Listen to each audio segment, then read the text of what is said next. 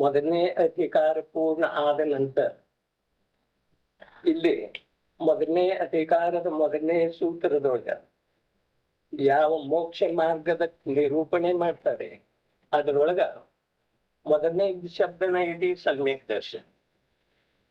ಸಮ್ಯಕ್ ದರ್ಶನ ಜ್ಞಾನ ಚಾರಿತ್ರಾಣಿ ಮೋಕ್ಷ ಮಾರ್ಗ ಅಂತ ಮೊದಲನೇ ಸೂತ್ರವಾಯಿತು. ಆ ಮೊದಲನೇ ಸೂತ್ರದ ಮೊದಲನೇ ಶಬ್ದದ ವ್ಯಾಖ್ಯೆ ಮಾಡ್ತಾ ಇದ್ದಾರೆ. ಅಂದ್ರೆ ಸಮ್ಯಕ್ ದರ್ಶನ ಅಂದರೆ ಏನು? ನಾವು ಸಮ್ಯಕ್ ದರ್ಶನದ ಮಾತ ಈಗ 8-10 ವರ್ಷ, ಸುಮಾರು 20 ವರ್ಷ 25 ವರ್ಷದಿಂದ ಕೇಳ್ತಾ ಇದ್ದೇವೆ. ಆದರೆ ಸಮ್ಯಕ್ ದರ್ಶನ ಅಂದ್ರೆ ಏನ ಯಥಾರ್ಥ ಪರಿಚಯನೇ ಇದ್ದಾರೆ. ಯಥಾರ್ಥ ಪರಿಚಯ ಅಂದ್ರೆ ಈಗ ನಮಗ ಆಗಮದ ಅಧ್ಯಯನದಿಂದ ರಹಿತ ಇರುವುದರಿಂದ ಆಗಮದೊಳಗ ಯಾವ ಪ್ರಕಾರದ ಕಥನ ಇದೆ ಆ ಕಥನ ನಮಗ ಈಗ ನವೀನವಾಗಿ ಕಂಡು ಬರುತ್ತದೆ. ಕೇಳಿಕಿ ಧರ್ಮ ನಾವು ಇದುವರೆಗೆ ತಿಳ್ಕೊಂಡಿದ್ದೀವಿ. ಏನು ಬಾಹ್ಯದೊಳಗೆ ಹೇಳ್ತಾರೋ ಬಾಹ್ಯದೊಳಗೆ ಕೇಳ್ತೀವಿ ಅದನ್ನ ಧರ್ಮ ಅಂತ ಹೇಳಿ ತಿಳ್ಕೊಂಡಿವಿ. ಯಥಾರ್ಥ ದೇವ ಶಾಸ್ತ್ರ ಗುರುಗಳ ಮೇಲೆ ಶ್ರದ್ಧೆ ಇಡೋದ ಇದು ಸಮ್ಯಕ್ ದರ್ಶನ. ಇಷ್ಟ ಮಾತ ನಮ್ ಕಡೆ ಇದೆ ರೀ. ಅಂದ್ರೆ ಯಥಾರ್ಥ ದೇವ ಶಾಸ್ತ್ರ ಗುರು ಇದು ಸ್ವ ಪದಾರ್ಥ ಅಥವಾ ಪರ ಪದಾರ್ಥ ಇದರದ್ದು ಪರಿಚಯ ನಮಗಿಲ್ಲ. ದೇವ ಶಾಸ್ತ್ರ ಗುರು ಅವ್ರಿಗೆ ಎಷ್ಟೇ ತ್ರಿಲೋಕ ಪೂಜೆ ಇದ್ರೂ ಕೂಡ ನನ್ನ ದೃಷ್ಟಿಯಿಂದ ಅವ್ರ ಪರ ಪದಾರ್ಥ ಪರದಿಂದ ನನಗ ಲಾಭ ಆಗುವುದನ್ನ ಸಾಧ್ಯವಿಲ್ಲ. ಈ ಮಾತ ಈ ಹೊತ್ತು ಕೇಳುವುದರಿಂದ ನಮಗ ಆಶ್ಚರ್ಯ ಆಗ್ತಿದೆ. ಆಶ್ಚರ್ಯದ ಮಾತು ಎಷ್ಟೈತಿ. ನಾವು ದೇವಶಾಸ್ತ್ರ ಗುರುಗಳ ಮೇಲೆ ಶ್ರದ್ಧೆ ಇಡೋದ ಇದಕ್ಕೆ ಸಮ್ಯಕ್ ದರ್ಶನ ಅಂದಿದ್ದೇವೆ. ಮತ್ತೆ ಇದು ಧರ್ಮ ಇದೆ. ದಿನನಿತ್ಯ ದೇವ ಪೂಜಾ ಗುರು ಉಪಾಸನೆ ಇದನ್ನು ಮಾಡೋ ರೀತಿ ಇದಕ್ಕೆ ನಾವು ಧರ್ಮ ಅಂತ ಹೇಳಿ ತಿಳ್ಕೊಂಡಿದೀವಿ ರೀ. ಇದು ಧರ್ಮ ಅಲ್ಲ ಅಂತ ಹೇಳಿ ಕೂಡಲೇ ನಮ್ಗೆ ಆಧಾರ. ಅದರ ಸಲುವಾಗಿ ಇದು ಪ್ರಶ್ನೆ ಏನೈತಿ, ಸಮ್ಯಕ್ ದರ್ಶನ ಅಂದರೇನು? ಅದಕ್ಕೆ ಉತ್ತರ ಕೊಡ್ತಾ ಇದ್ರೆ ಜೀವ ದ್ರವ್ಯದ ಶ್ರದ್ಧಾ ಗುಣದ ಒಂದು ನಿರ್ಮಲ್ ಪರ್ಯಾಯ ಏನಿದೆ ಅದು ಸಮ್ಯಕ್ ದರ್ಶನ. ಜೀವದ ದ್ರವ್ಯ ಇದೆ, ಅದರಲ್ಲಿ ಶ್ರದ್ಧಾ ಮೊದಲಾದ ಅನಂತ ಗುಣಗಳಿವೆ. ಆ ಅನಂತ ಗುಣದಲ್ಲಿ ಈ ಶ್ರದ್ಧಾ ನಾಮದ ಒಂದು ಗುಣ ಏನಿದೆ ಆ ಗುಣದ ಒಂದು ಸಮಯದ ನಿರ್ಮಲ್ ಪರ್ಯಾಯ ಹೊರಟಿದೆ ಅದು ಸಮ್ಯಕ್ ದರ್ಶನ. ಇದರಿಂದ ನಮಗೆ ಏನ್ ಕೇಳೋದು ಬರ್ತಿದೆ, ಪುನಃ ಇದೇ ಮಾತು ಬರ್ತಾ ಇದ್ರೂ ಕೂಡ ವಾಸ್ತವಿಕವಾಗಿ ಪರಿಚಯ ಬೇರೆ ಬೇರೆ ದೃಷ್ಟಿಯಿಂದ ನಡೀತಾ ಇದೆ. ನಮ್ದು ಗಮನ ಇರ್ಬೇಕ್ರಿ. ಅಂದ್ರೆ ವಾಸ್ತವಿಕವಾಗಿ ಜೀವಿದ ದ್ರವ್ಯ ಮತ್ತ ಶ್ರದ್ಧಾ ಇದು ಗುಣ. ಈ ಗುಣ ಯಾರ್ದರೆ? ಈ ಗುಣ ಜೀವದ್ದನ ಇದೆ. ಶ್ರದ್ಧಾ ಮೊದಲಾದ ಅನಂತ ಗುಣಗಳ ಜೀವದ್ದನ ಇದೆ. ಯಾವ ಪ್ರಕಾರ ಸಕ್ಕರೆಯೊಳಗೆ ಸಿಹಿ ಗುಣ ಇದೆ, ಶುಭ್ರತಾ ಇದೆ, ಭಾರತನ ಇದೆ. ಆ ಪ್ರಕಾರ ಸಕ್ಕರೆಯನ್ನು ಬಿಟ್ಟು ಸಿಹಿ ಗುಣ ಆಗಲಿ, ಸಕ್ಕರೆಯನ್ನು ಬಿಟ್ಟು ಶುಭ್ರತೆ ಆಗಲಿ ಬೇರೆ ವಸ್ತುವಿನಲ್ಲಿ ಇಲ್ಲ ಹೀಗಿಲ್ಲ. ಆದ್ರೆ ಸಿಹಿ ಮತ್ತು ಶುಭ್ರತೆಯನ್ನು ತೆಗೆದು ಹಾಕಿದ್ರೆ ಸಕ್ಕರೆಯೊಳಗಿಂದ ಅದು ಸಕ್ಕರೆ ವಸ್ತು ಉಳಿದಿಲ್ಲ. ಅದೇ ಪ್ರಕಾರ ಶ್ರದ್ಧಾ ಮೊದಲಾದ ಗುಣಗಳನ್ನ ದ್ರವ್ಯದಿಂದ ತೆಗೆದು ಹಾಕಿದರೆ ದ್ರವ್ಯ ವಾಸ್ತವಿಕವಾಗಿ ಅರ್ಥವಾಗ್ತದೆ. ಈ ನಿಂಬೆ ಹಣ್ಣಿನೊಳಗೆ ಹುಳಿ ಇದೆ. ಆ ಹುಳಿ ಬೇರೆ ಮತ್ತೆ ನಿಂಬೆ ಹಣ್ಣು ಬೇರೆ ಇದೆ ಅಂದ್ರೆ ಇಲ್ಲ. ನಿಂಬೆ ಹಣ್ಣು ಅಂದ್ರೆ ಒಂದೇ, ಹುಳಿ ಅಂದ್ರೆ ಒಂದೇ. ಸರಿ, ಅದೇ ಪ್ರಕಾರ ಆತ್ಮನಲ್ಲೇ ಶ್ರದ್ಧೆ ಮೊದಲಾದ ಅನಂತ ಗುಣಗಳಿವೆ. ಜೀವ ಈಗ ದ್ರವ್ಯ ಇದೆ. ಆ ದ್ರವ್ಯದೊಳಗ ಶ್ರದ್ಧೆ ಮೊದಲಾದ ಅನಂತ ಗುಣಗಳಿವೆ. ಯಾವ ಪ್ರಕಾರ ಉದ್ಗಲ್ ಪರಮಾಣುದೊಳಗ ಸ್ಪರ್ಶ ರಸ ಗಂಧ ವರ್ಣಾದಿ ಗುಣಗಳಿವೆಯೋ ಅದೇ ಪ್ರಕಾರ ಆತ್ಮನಲ್ಲೇ ಶ್ರದ್ಧೆ ಮೊದಲಾದ ಅನಂತ ಗುಣಗಳಿವೆ. ಆ ಅನಂತ ಗುಣಗಳಿಂದ ಜೀವ ದ್ರವ್ಯವನ್ನ ಅಥವಾ ಜೀವಾಸ್ತಿ ಕಾಯವನ್ನ ಭಿನ್ನ ಮಾಡ್ಲಿಕ್ಕೆ ಬರುವುದಿಲ್ಲ. ಭಿನ್ನ ಮಾಡ್ಲಿಕ್ಕೆ ಹೋಯ್ತು ಅಂತಂದ್ರೆ ಜೀವಾಸ್ತಿ ಕಾಯದ ಅಭಾವ ಆಗ್ತಿದೆ. ಸಕ್ಕರೆಯೊಳಗಿಂದ ಸಿಹಿತನ ತೆಗೆದ್ಬಿಟ್ರೆ ಅದು ಸಕ್ಕರೆಯಾಗಿ ಉಳಿತಿದೆ ಅಂದ್ರೆ ಉಳಿದಿಲ್ಲ. ಎಲ್ಲಿ ಸಿಹಿ ಇದೆಯೋ ಸಕ್ಕರೆ ಕಣದೊಳಗೆ ಸಂಪೂರ್ಣವಾಗಿ ವ್ಯಾಪಿಸಿ ಹೋಗಿದ್ದಾರೆ ಆ ಸಿಹಿತನ. ಆ ಸಿಹಿತನ ಅಂದ್ರೇನೆ ಸಕ್ಕರೆ ಇದೆ, ಸಕ್ಕರೆ ಅಂದ್ರೇನೆ ಸಿಹಿತನ ಇದೆ. ಎರಡೂ ಅಭೇದ ಇದಾವ್ರಿ, ಭಿನ್ನ ಭಿನ್ನ ಇಲ್ಲ ರೀ. ಅದೇ ಪ್ರಕಾರ ಜೀವ ದ್ರವ್ಯದೊಳಗ ಶ್ರದ್ಧೆ ಮೊದಲಾದ ಅನಂತ ಗುಣಗಳ ಅಭೇದ ರೂಪದಲ್ಲಿ, ಭೇದ ರೂಪದಲ್ಲಿಲ್ಲ. ಯಾವ ಪ್ರಕಾರ ಹಾಲ ಮತ್ತು ನೀರ ಹ್ಯಾಕ್ ಕಾಣಿಸ್ತಾವ್ರಿ ನಮಗ? ಅಭೇದ ಕಂಡು ಬರ್ತಾವ್ರಿ, ಒಂದೇ ಇದ್ದ ಹಾಗೆ ಕಂಡು ಬರ್ತಾವ್ರಿ. ಅದನ್ನ ನಮ್ ತಲೆ ಹೋದ್ ಬಹಳ ಕಷ್ಟ ಇದೆ. ಜೈನ ದರ್ಶನದ ಮಾತ ಹಾಲು ಮತ್ತು ನೀರ ಏಕರೂಪವಾಗಿ ಕಂಡು ಬರ್ತಾವ್ರಿ. ಆದ್ರೆ ಹಾಲು ಮತ್ತು ನೀರಿನ ಪ್ರದೇಶಗಳು ಒಂದಿದೆ ಅಂದ್ರೆ ಯಾವ ಪ್ರಕಾರ ದ್ರವ್ಯ ಮತ್ತು ಗುಣದ ಪ್ರದೇಶ ಹೇಗಿದೆಯೋ, ದ್ರವ್ಯ ಮತ್ತು ಗುಣದ ಪ್ರದೇಶ ಹೇಗಿದೆಯೋ, ಆತ್ಮ ಮತ್ತು ಶ್ರದ್ಧೆ ಮೊದಲಾದ ಗುಣಗಳ ಹೇಗಿವೆಯೋ, ಅಭೇದಿದೆಯೋ, ಅದೇ ಪ್ರಕಾರ ಹಾಲು ಮತ್ತು ನೀರ ಅಭೇದ ಇದೆಯಂತೆ, ಏಕರೂಪಿದೆ ಅಂತೆ. ಇದು ನಮಗ ಒಂದ್ ಸ್ವಲ್ಪ ಜಡ ಅನ್ನಿಸ್ತೈತ್ರಿ. ಹಾಲಿನ ಪರಮಾಣು ಬೇರೆ, ನೀರಿನ ಪರಮಾಣು ಬೇರೆ. ಹಾಲಿನ ಕ್ಷೇತ್ರ ಬೇರೆ, ನೀರಿನ ಕ್ಷೇತ್ರ ಬೇರೆ. ಇದು ನಮಗೆ ಯಾರು ಅಧ್ಯಯನ ಮಾಡಿದ್ದಾರೆ ಅವರಿಗೆ ತಿಳಿದು ಬರೋ ಸಾಧ್ಯತೆ ಐತಿ. ಮತ್ತೆ ಅಧ್ಯಯನ ಮಾಡದೆ ಹೋದ್ರೆ ವಸ್ತು ಸ್ವರೂಪದ ಪರಿಚಯ ಆಗೋದು ಸಾಧ್ಯ ಇಲ್ಲ. ಹಾಲು ಬೇರೆ ಇದೆ, ಹಾಲಿನ ಕ್ಷೇತ್ರ ಬೇರೆ ಇದೆ, ನೀರಿನ ಕ್ಷೇತ್ರ ಬೇರೆ ಇದೆ. ಅದೇ ಪ್ರಕಾರ ಜೀವ ದ್ರವ್ಯದ ಕ್ಷೇತ್ರ ಬೇರೆ, ಮತ್ತು ಜೀವ ದ್ರವ್ಯದೊಳಗಿರುವಂತಹ ಅನಂತ ಗುಣಗಳ ಕ್ಷೇತ್ರ ಬೇರೆ ಇಲ್ಲ, ಅಭಿನ್ನದವರು. ಇದೇನು ಹೇಳ್ತಾರೆ? ಜೀವ ದ್ರವ್ಯ ಶ್ರದ್ಧಾ ಗುಣ, ಜೀವಿದ ದ್ರವ್ಯ ಇದೆ, ಗುಣ ಎಲ್ಲ ಜೀವ ದ್ರವ್ಯದ ಶ್ರದ್ಧಾ ಮೊದಲಾದ ಅನಂತ ಗುಣಗಳ ಜೀವ ದ್ರವ್ಯ. ಸರಿ, ಆ ಶ್ರದ್ಧಾ ಗುಣದ ಒಂದು ಸಮಯದ ನಿರ್ಮಲ ಪರ್ಯಾಯ ಇದು ಎಲ್ಲಿಂದ ಬರುತ್ತದೆ? ನಿರ್ಮಲ ಪರ್ಯಾಯ ಜೀವ ಇದು ದ್ರವ್ಯ ಇದೆ, ಶ್ರದ್ಧಾ ಇದು ಅದರದ್ದು ಗುಣ ಇದೆ. ಆ ಗುಣದ ನಿರ್ಮಲ ಪರ್ಯಾಯ ಇದರೊಳಗೆ ಭೇದ ಎದ್ದು ಬರ್ತದೆ. ವಿಚಾರ ಮಾಡೋದ, ಜೀವ ದ್ರವ್ಯದನ ಗುಣ ಇದೆ, ಶ್ರದ್ಧಾ ನಾಮದ ಜೀವ ದ್ರವ್ಯದೊಳಗ ಅಭೇದ ರೂಪದಿಂದಿದೆ ಶ್ರದ್ಧಾ ಮೊದಲಾದ ಆನಂದ ಗುಣಗಳ. ಅದೇ ಪ್ರಕಾರ ಆ ಶ್ರದ್ಧಾ ಗುಣದ ವಿಕಾಸ ರೂಪ ಏನಿದೆಯೋ ಅದ ಪರ್ಯಾಯ ಇದೆ. ಶ್ರದ್ಧಾ ಗುಣದ ವಿಕಾಸ ರೂಪ ಏನಿದೆಯೋ ಅದು ಪರ್ಯಾಯ ಇದೆ.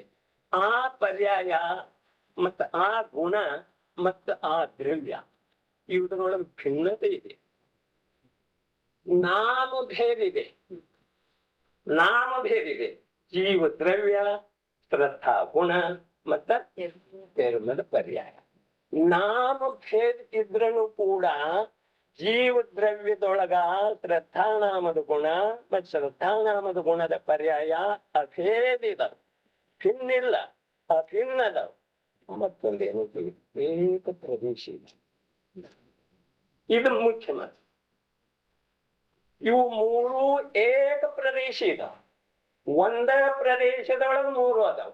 ಅದರಿಂದ ಇಲ್ಲಿ ವಸ್ತುತ್ವದ ನಿರ್ಣಯ ಆಗ್ತೈತಿ, ಪ್ರಮಾಣ ಜ್ಞಾನದ ನಿರ್ಣಯ ಆಗ್ತೈತಿ, ಮತ್ತೆ ಜೀವಾಸ್ತಿ ಕಾಯ್ ಏನಾಗ್ತೈತಿ, ವಾಸ್ತವಿಕ ರೂಪದಿಂದ ಅದು ಉಳಿದು ಬಿಡ್ತೈತ್ರಿ. ಜೀವಾಸ್ತಿ ಕಾಯದ ವಿದ್ಯಮಾನತೆ ಎದ್ದಿದೆಯೋ, ಶುದ್ಧ ಜೀವಾಸ್ತಿ ಕಾಯ ಯಾವುದಿದೆಯೋ ಅಂದ್ರೆ ದ್ರವ್ಯ ಗುಣ ಪರ್ಯಾಯ ಅಭೇದ ರೂಪದಿಂದ ಏಕ ಪ್ರದೇಶದಲ್ಲಿ ಸಂಭವಿಸುವಂತಹ ಯಾವ ಜೀವ ದ್ರವ್ಯ, ಆ ಜೀವ ದ್ರವ್ಯದ ಶ್ರದ್ಧಾ ಗುಣ, ಆ ಶ್ರದ್ಧಾ ಗುಣದ ಒಂದು ಸಮಯದ ನಿರ್ಮಲ ಪರ್ಯಾಯ. ಇವು ಮೂರು ಏಕ ರೂಪದಲ್ಲಿ ಒಂದು ದ್ರವ್ಯದೊಳಗೆ ಆಗ್ತಾ ಇದೆ. ಕ್ಷೇತ್ರದ ಭೇದ ಇಲ್ಲ, ನಾಮ ಭೇದ ಇರಬಹುದು, ಕ್ಷೇತ್ರದ ಭಿನ್ನತೆ ಇಲ್ಲ, ಏಕ ಕ್ಷೇತ್ರದೊಳಗಿದ. ಏಕ ಕ್ಷೇತ್ರದೊಳಗೆ ಇರುವುದರಿಂದ ಜೀವ ದ್ರವ್ಯ ಶಾಶ್ವತ ಉಳಿತು, ಶ್ರದ್ಧಾ ಗುಣ ಶಾಶ್ವತ ಉಳಿತು, ಮತ್ತ ನಿರ್ಮಲ ಪರ್ಯಾಯ ಒಂದು ಸಮಯ ಶಾಶ್ವತ. ಇವು ಮೂರೂ ಉಳಿಯುವುದರಿಂದ ದ್ರವ್ಯ ಗುಣ ಮತ್ತು ಪರ್ಯಾಯ ಇವು ಮೂರೂ ಸೇರುವುದರಿಂದ ಏನಾಗ್ತೈತಿ? ಪ್ರಮಾಣ ಜ್ಞಾನ ಆಗ್ತೈತಿ. ಎಲ್ಲಿ ಪ್ರಮಾಣ ಜ್ಞಾನ ಇದೆಯೋ ಅಲ್ಲಿ ವಸ್ತುವಿನ ಪರಿಪೂರ್ಣತೆ ಇದೆ, ವಸ್ತುವಿನ ವಿದ್ಯಮಾನತೆ ಇದೆ, ವಸ್ತುವಿನ ಶುದ್ಧತೆ ಇದೆ, ಮತ್ತೆ ಇವು ಮೂರೂ ಇರುವುದರಿಂದ ಅಲ್ಲಿ ನಮಗೆ ಸಾಧಿಸಬೇಕಾದಂತಹ ಧರ್ಮ ಅಲ್ಲಿ ಸಾಧ್ಯ. ಧರ್ಮ ಯಾವುದರೊಳಗೆ ಪ್ರಕಟ ಆಯ್ತು? ಪರ್ಯಾಯದೊಳಗೆ ಪ್ರಕಟ ಆಯ್ತು. ನೋಡ್ರಿ, ಜೀವ ದ್ರವ್ಯ, ಅದೇ ಜೀವ ದ್ರವ್ಯದ ಶ್ರದ್ಧಾ ಗುಣ, ಅದೇ ಶ್ರದ್ಧಾ ಗುಣದ ಒಂದು ನಿರ್ಮಲ ಪರಿಹಾರ. ಇದು ಸಮ್ಯಕ್ ದರ್ಶನ. ಇದು ದ್ರವ್ಯ ಇದೆ, ಆ ಜೀವ ದ್ರವ್ಯದೊಳಗ ಅಭಿನ್ನ ರೂಪದಿಂದ ಶ್ರದ್ಧಾ ನಾಮದ ಗುಣ ಇದೆ. ಆ ಶ್ರದ್ಧಾ ಗುಣದೊಳಗಿಂದ ಅಭಿನ್ನ ರೂಪದಿಂದ ನಿರ್ಮಲ ಪರ್ಯಾಯ ಹೊರಡುತ್ತೆ. ಅಂದ್ರೆ ಮೂರು ಏಕರೂಪಿದವು, ಅಭೇದಿದವು, ಏಕ ಕ್ಷೇತ್ರದೊಳಗೆ. ಕ್ಷೇತ್ರ ಒಂದ್ ಎಲ್ಲೈತಿ, ಅಲ್ಲಿ ಅಭೇದತೆ. ಕ್ಷೇತ್ರದ ಭಿನ್ನತೆ ಎಲ್ಲಿದೆಯೋ ಅಲ್ಲಿ ಅಭೇದತೆ ಉಳಿದುಲ್ಲ. ಎಲ್ಲಿ ಅಭೇದತೆ ಇದೆಯೋ ಅಲ್ಲಿ ಧರ್ಮ, ಎಲ್ಲಿ ಅಭೇದತೆ ಇಲ್ಲವೋ ಅಲ್ಲಿ ಧರ್ಮ ಇಲ್ಲ. ಇಲ್ರಿ, ಅಂದ್ರೆ ಜೀವಿದ ದ್ರವ್ಯ ಇದೆ, ಜೀವಿದ ದ್ರವ್ಯ ಇದೆ. ಆ ಜೀವ ದ್ರವ್ಯದೊಳಗೆ ಶ್ರದ್ಧೆ ಮೊದಲಾದ ಅನಂತ ಗುಣಗಳಿವೆ. ಆ ಶ್ರದ್ಧೆ ಮೊದಲಾದ ಅನಂತ ಗುಣಗಳ ವಿಕಾಸ ರೂಪದ ಯಾವ ಪರ್ಯಾಯ ಬರ್ತಿದೆಯೋ, ವಿಕಾಸ ರೂಪದ ಯಾವ ಪರ್ಯಾಯ, ಯಾವ ಜೀವ ದ್ರವ್ಯ ಇದೆ ಅದರಲ್ಲಿ ಶ್ರದ್ಧಾನಾಮದ ಗುಣ ಇದೆ. ಆ ಶ್ರದ್ಧಾನಾಮದ ಒಳಗನ ಪರ್ಯಾಯ ದೃಷ್ಟಿ ಇತ್ತ ಅದನ್ನ ವಿಕಾಸ ರೂಪದ ನಿರ್ಮಲ ಪರ್ಯಾಯ ಬರಬೇಕು. ಜೀವ ದ್ರವ್ಯ ಶುದ್ಧ ಇದೆ, ಶ್ರದ್ಧಾನಾಮದ ಗುಣ ನಿರ್ಮಲ ಇದೆ. ಮತ್ತೆ ಆ ನಿರ್ಮಲ ದ್ರವ್ಯದಿಂದ, ನಿರ್ಮಲ ಗುಣದಿಂದ ಯಾವ ಪರ್ಯಾಯ ನಿರ್ಮಲವಾಗಿ ಬರ್ತಿದೆಯೋ ಅದು ಧರ್ಮ. ಏನಾಯ್ತದೆ ಅಂದ್ರೆ ನಾವ ಬಾಹ್ಯದೊಳಗೆ ಧರ್ಮ ಮಾಡಕ್ ಹೋದ್ರೆ ಧರ್ಮ ಪದಾರ್ಥ. ಧರ್ಮ ಎಲ್ಲಿ ಬರದ? ಧರ್ಮ ಒಂದೇ ದ್ರವ್ಯದಿಂದ ಉತ್ಪನ್ನ. ಭಿನ್ನ ದ್ರವ್ಯದಿಂದ ಧರ್ಮದ ಉತ್ಪತ್ತಿ ಇಲ್ಲ. ಹಾಲಿನಿಂದನ ತುಪ್ಪದ ಉತ್ಪತ್ತಿ ಇದ್ರೆ, ನೀರಿನಿಂದ ತುಪ್ಪದ ಉತ್ಪತ್ತಿ ಇಲ್ಲ. ಮಜ್ಜಿಗೆಯಿಂದ ತುಪ್ಪದ ಉತ್ಪತ್ತಿ ಇಲ್ಲ, ಬೆಣ್ಣೆಯಿಂದ ತುಪ್ಪದ ಉತ್ಪತ್ತಿ ಇಲ್ಲ. ಅದಕ್ಕಿಂತ ಮೊದಲ, ಹಾಲಕ್ಕಿಂತ ಮೊದಲ ಈ ರೀತಿ ಗೋರಸದಿಂದ ತುಪ್ಪದ ಉತ್ಪತ್ತಿ. ಈ ಪ್ರಕಾರ ಮೂಲ ವಸ್ತುವನ್ನ ನಾವು ಸ್ವೀಕಾರ ಮಾಡಿದ ನಂತರ ನಮ್ಮದೇ ಧರ್ಮದ ಉತ್ಪತ್ತಿ ಆಗುತ್ತದೆ. ಇಲ್ಲಿ ಏನ್ ಹೇಳ್ತಾರು? ಜೀವ ದ್ರವ್ಯದ ಶ್ರದ್ಧಾ ಗುಣದ ಒಂದು ನಿರ್ಮಲ ಪರ್ಯಾಯವು ಅದು ಸಮ್ಯಕ್ ದರ್ಶನವಿದೆ. ಈ ಮಾತ ಹೊರಗೂ ಹೇಳ್ತಾರೆ, ಎಲ್ಲರೂ ಹೇಳ್ತಾರೆ. ಧರ್ಮ ಅಂದ್ರೆ ಏನ? ಸತ್ಯ ಮಾತಾಡ್ಬೇಕು, ಹಿಂಸೆ ಮಾಡಬಾರ್ದು. ಈ ಪ್ರಕಾರದ ವ್ಯಾಖ್ಯಾನ ಲೋಕದೊಳಗೆ ಎಲ್ಲಾ ಕಡೆ ಸಿಗುತ್ತದೆ. ಯಾವ್ದ? ಧರ್ಮದ ವ್ಯಾಖ್ಯಾನ. ಧರ್ಮ ಅಂದ್ರೆ ಏನ? ಸತ್ಯ ಮಾತಾಡೋದ. ಅಹಿಂಸಾ ಇದು ಪರಮೋ ಧರ್ಮ ಇದೆ ಅಂದ್ರೆ ಅಹಿಂಸಾ ಇದು ಪರಮೋ ಧರ್ಮ ಇದೆ, ಸತ್ಯ ಇದು ಧರ್ಮ ಇದೆ. ಹೀಗೆ ನಾವು ತಿಳ್ಕೊಂಡ ನಂತರ ವಾಸ್ತವಿಕವಾಗಿ ಈ ಶಬ್ದದ ಪ್ರಯೋಗ ಪ್ರತಿಯೊಂದು ದರ್ಶನದೊಳಗ, ಪ್ರತಿಯೊಂದು ಮತದೊಳಗ ಸಮಾನ ರೂಪದಿಂದ ಸತ್ಯ, ಅಹಿಂಸೆ, ಅತ್ಯೌರ್ಯ ಇವೆಲ್ಲ ಸಮಾನ ರೂಪದಿಂದ ಆಗ್ತಾ ಇದೆ. ಆದರೆ ವಾಸ್ತವಿಕವಾಗಿ ಜೈನ ದರ್ಶನದೊಳಗೆ ಏನು ಈ ಶಬ್ದದ ಪ್ರಯೋಗ ಆಗ್ತವು, ಈ ಪ್ರಯೋಗದ ಆಗುವುದರಿಂದ ಆ ಶಬ್ದದೊಳಗೆ ಯಾವ ಭಾವ ಇದೆ ಆ ಭಾವ ನಮ್ಮ ಹಿಡಿತಕ್ಕೆ ಸಿಗುತ್ತ. ಆ ಭಾವದ ಸ್ವೀಕಾರ ಮಾಡಿದ ನಂತರ ನಮ್ಮಲ್ಲೇ ವಾಸ್ತವಿಕ ಆ ವಸ್ತುವಿನ ಪರಿಚಯ ಆಗುತ್ತಿದೆ. ಈಗ ಕೆರೆ ಅಥವಾ ನದಿ ಇದೆ, ಕೆರೆ ಅಥವಾ ನದಿ ಅಥವಾ ಸಮುದ್ರ, ಜಲಾಶಯಗಳೇನಿವೆ, ಆ ಜಲದ ಮೇಲ್ಮೈ ಸಮಾನ ಇದೆಯೋ ಅಥವಾ ಏನ್ ಹೇಳಿದ್ದೀರಿ? ಆ ಜಲದ ಮೇಲ್ಮೈ ಸಮಾನ ಇದ್ದಾರೆ, ಆದ್ರೆ ಅದರ ತಳ ಹೇಗಿದೆ? ಒಂದ್ ಸ್ವಲ್ಪ ಮುಂದೆ ಹೋದ ನಂತರ ನೀರ ಕೆರೆಯೊಳಗಾಗಲಿ ನದಿಯೊಳಗಾಗಲಿ ಮುಂದೆ ಹೋದ ಹಾಗೆ ನೀರು ಆಳ ಬರ್ತಿದೆಯೋ ಅಥವಾ ಮೇಲೆ ಸಮಾನ ಇದೆ ಅಂತ ಹೇಳಿ ತಿಳ್ಕೊಂಡ ನಾವು ಸಮಾನದ ಅರ್ಥ ಮಾಡಿದೀವು ಅಂದ್ರೆ ನಮಗೂ ವಸ್ತುವಿನ ಯಥಾರ್ಥ ಪರಿಚಯ ಆಗ್ತಿದೆ ಅಂತ ಆಗೋದಿಲ್ಲ. ಮುಂದೆ ಹೋದ ನಂತರ ನೀರ ಆಳವಾಗಿ ಇರುತ್ತದೆ. ಆದ್ರೆ ಆ ಆಳವನ್ನ, ನೀರದ ಆಳವನ್ನ ನಾವು ಒಂದು ಕೋಲದಿಂದ ಅಳೆದ್ರೆ ನಮಗೆ ಯಥಾರ್ಥ ಜ್ಞಾನದ ಬರ್ತಿದೆ ಅಂದ್ರೆ ನೀರಿನ ಆಳ ಈಗ ಮೊಣಕಾಲ ತನಕ ಆಯಿತು, ಮುಂದೆ ಹೋದ ನಂತರ ಸೊಂಟದವರೆಗೆ ಬಂತು. ಅದನ್ನು ಒಂದು ಕೋಲದಿಂದ ನೀರಿನ ಅಳತೆ ಮಾಡ್ತೀವಿ. ಆ ಕೋಲಿನಿಂದ ನೀರಿನ ಅಳತೆ ಮಾಡಿದರೆ ನೀರಿನ ಆಳದ ಪರಿಚಯ ನಮ್ಗಾಗ್ತಿದೆ. ಕೋಲಿನಿಂದ ಕೋಲಿನಿಂದ ನೀರಿನ ಆಳದ ಪರಿಚಯ ಆಗುದಿಲ್ಲ. ಶಬ್ದದೊಳಗ ಸ್ವಲ್ಪ ಗಂಭೀರತೆ ಇದೆ. ಕೋಲಿನಿಂದ ನೀರಿನ ಆಳದ ಪರಿಚಯ ಆಗುದಿಲ್ಲ. ಯಾವ ಕೋಲು ಹಿಡಿದ ವ್ಯಕ್ತಿ ಇದ್ದಾನೋ ಆ ವ್ಯಕ್ತಿಯಲ್ಲಿ ಯಾವ ಜ್ಞಾನ ಇದೆಯೋ ಆ ಜ್ಞಾನದಿಂದ ನೀರಿನ ಆಳದ ಪರಿಚಯ. ಹೌದಲ್ಲ? ಆ ವ್ಯಕ್ತಿಯಲ್ಲೇ ಜ್ಞಾನ ಇಲ್ಲದೆ ಹೋದರೆ ನೀರು ಕೋಲು ಎಷ್ಟಿದೆ? ಕೋಲು ಏನ್ ಹೇಳೋದು? ಸರಿ, ಅದೇ ಪ್ರಕಾರ ಇಲ್ಲಿ ಅನ್ಯ ಮತ ಇರಲಿ ಅಥವಾ ಒಂದೇ ಮತದೊಳಗ ಜ್ಞಾನಿಗಳ ಅಜ್ಞಾನಿಗಳ ಯಾವ್ದು ವಸ್ತು ಸ್ವರೂಪದ ಕಥನ ಮಾಡಿರ್ತಾರೋ ಆ ಕಥನದೊಳಗ ಶಬ್ದ ಒಂದೇ ಇರುತ್ತದೆ. ಶಬ್ದ ಭಿನ್ನ ಭಿನ್ನ ಇರುವುದಿಲ್ಲ. ಆದ್ರೆ ಒಂದೇ ಶಬ್ದದ ಭಾವ ಅಜ್ಞಾನಿ ಯಾವ ಪ್ರಕಾರ ಅರ್ಥ ಮಾಡ್ತಾನೋ ಮತ್ತು ಜ್ಞಾನಿ ಯಾವ ಪ್ರಕಾರ ಅದರ ಭಾವ ತೆಗಿತಾನೋ ಇದರೊಳಗ ವಿಶೇಷತೆ ಇದೆ. ಇದರೊಳಗ ವಾಸ್ತವಿಕ ಧರ್ಮ ಇದೆ. ಇದರೊಳಗ ವಸ್ತು ಸ್ವರೂಪದ ನಿರ್ಣಯ ಆಗುದಿದೆ. ಇದನ್ನ ಬಿಟ್ಟು ವಸ್ತು ಸ್ವರೂಪದ ನಿರ್ಣಯ ಆಗುದಿಲ್ಲ. ಆ ಕೋಲ ಒಂದು 50 ಅಡಿದ್ದು ಕೋಲ ನಾವಿಟ್ಟ ನಂತರ ಆ ಕೋಲ ಎಷ್ಟು ಅದೇನು ಅಂತ ಹೇಳ್ತಿದ್ರಿ? ಹೇಳಲಿಲ್ಲ ರೀ. ಆ ಕೋಲ ಹಿಡದಂತ ವ್ಯಕ್ತಿಯ ಜ್ಞಾನ ಏನೈತಿ ಅದು ಹೇಳ್ತಿದ್ವಿ. ಸರಿ, ಅದೇ ಪ್ರಕಾರ ಸತ್ಯ, ಅಹಿಂಸೆ, ಧರ್ಮ, ಅಧರ್ಮ ಈ ಮೊದಲಾದ ಯಾವ ಶಬ್ದಗಳ ಪ್ರಯೋಗವಿವೆಯೋ ನಮ್ಮಲ್ಲೇನೂ ಆಗ್ತಿದೆ, ಅನ್ಯ ಮತದೊಳಗೂ ಆಗ್ತಿದೆ.